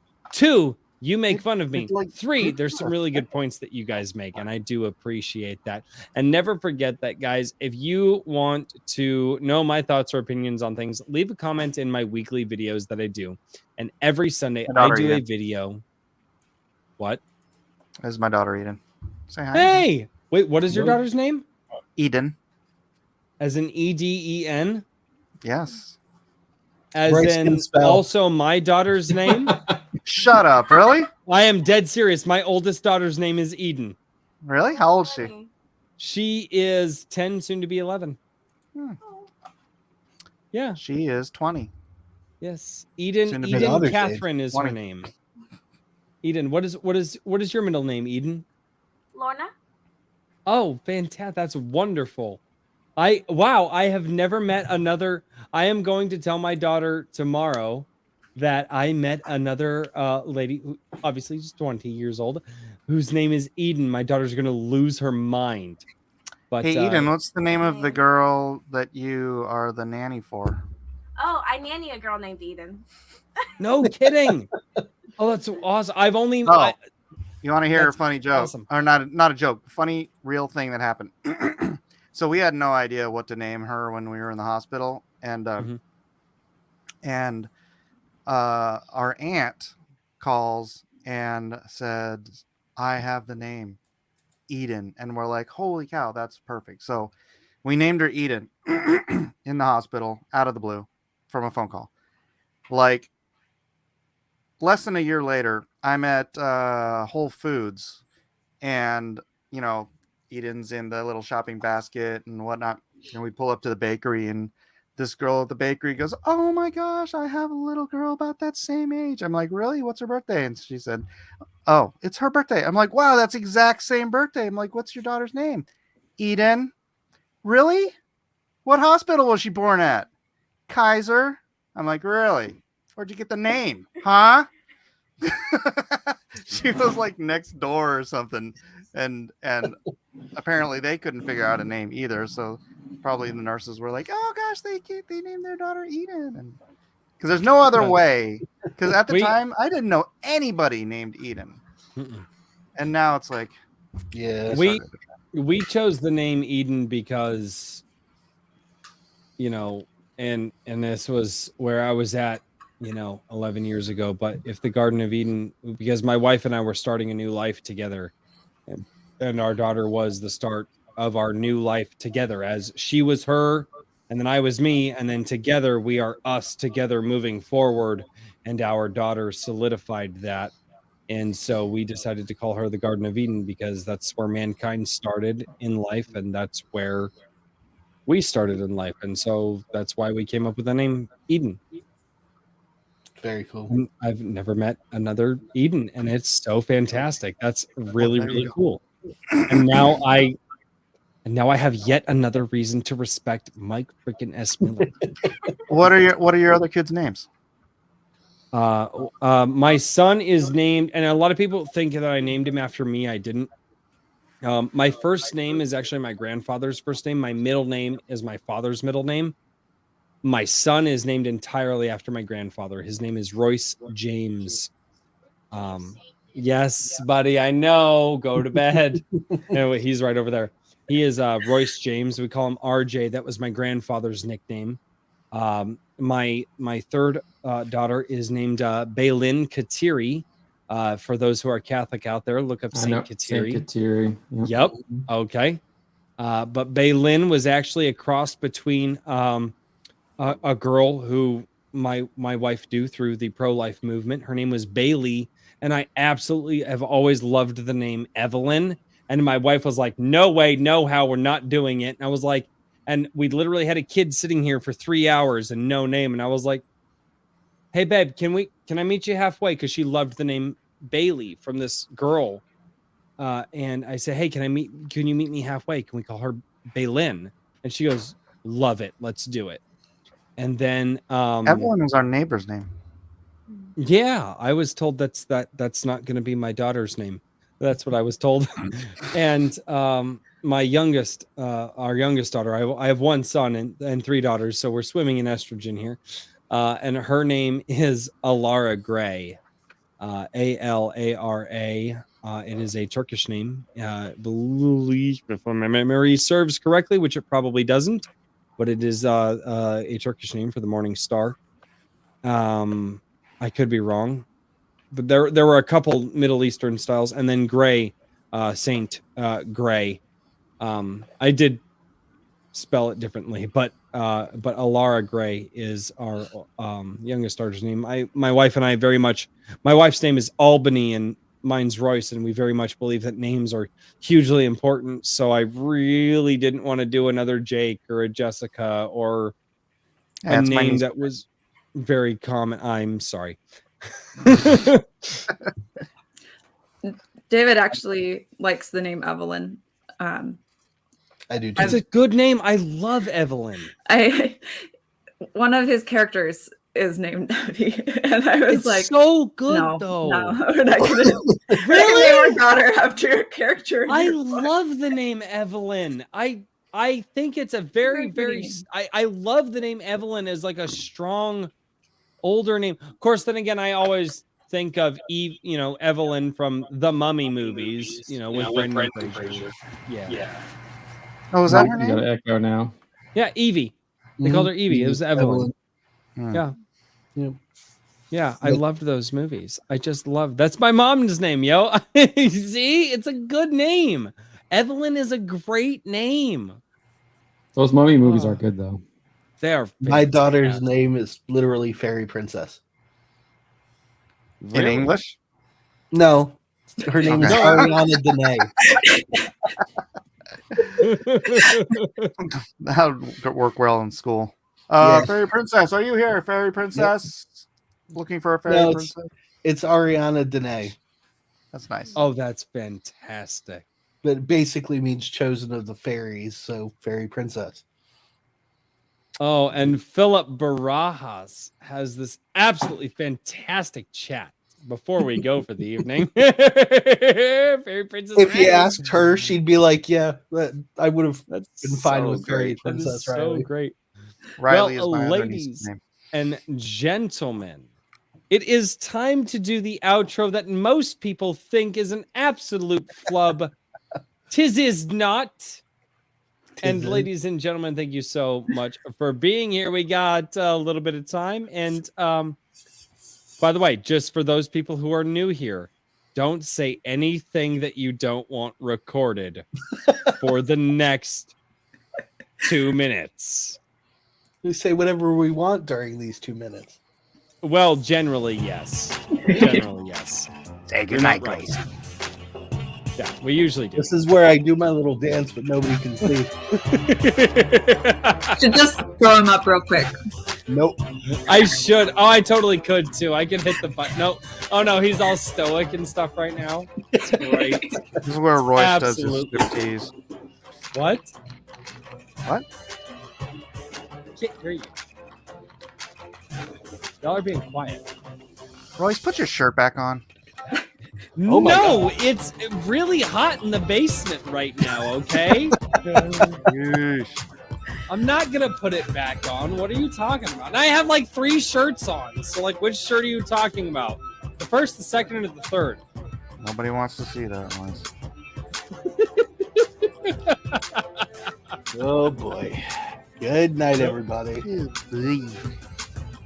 Just no. Just no. Oh, the Lord honors this happy weekend, everybody. Thank you so much.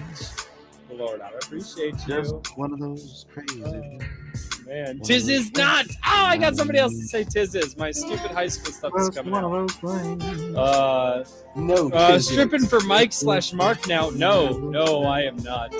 No, But you know Tiz what? Might as well be because it's not on the screen, so who cares? Oh, good Lord. Oh. Mike makes the internet thinks things about me, and I hate it. I can't make the internet think anything it doesn't want to think. point. That's a lie. Good night, ladies and gentlemen.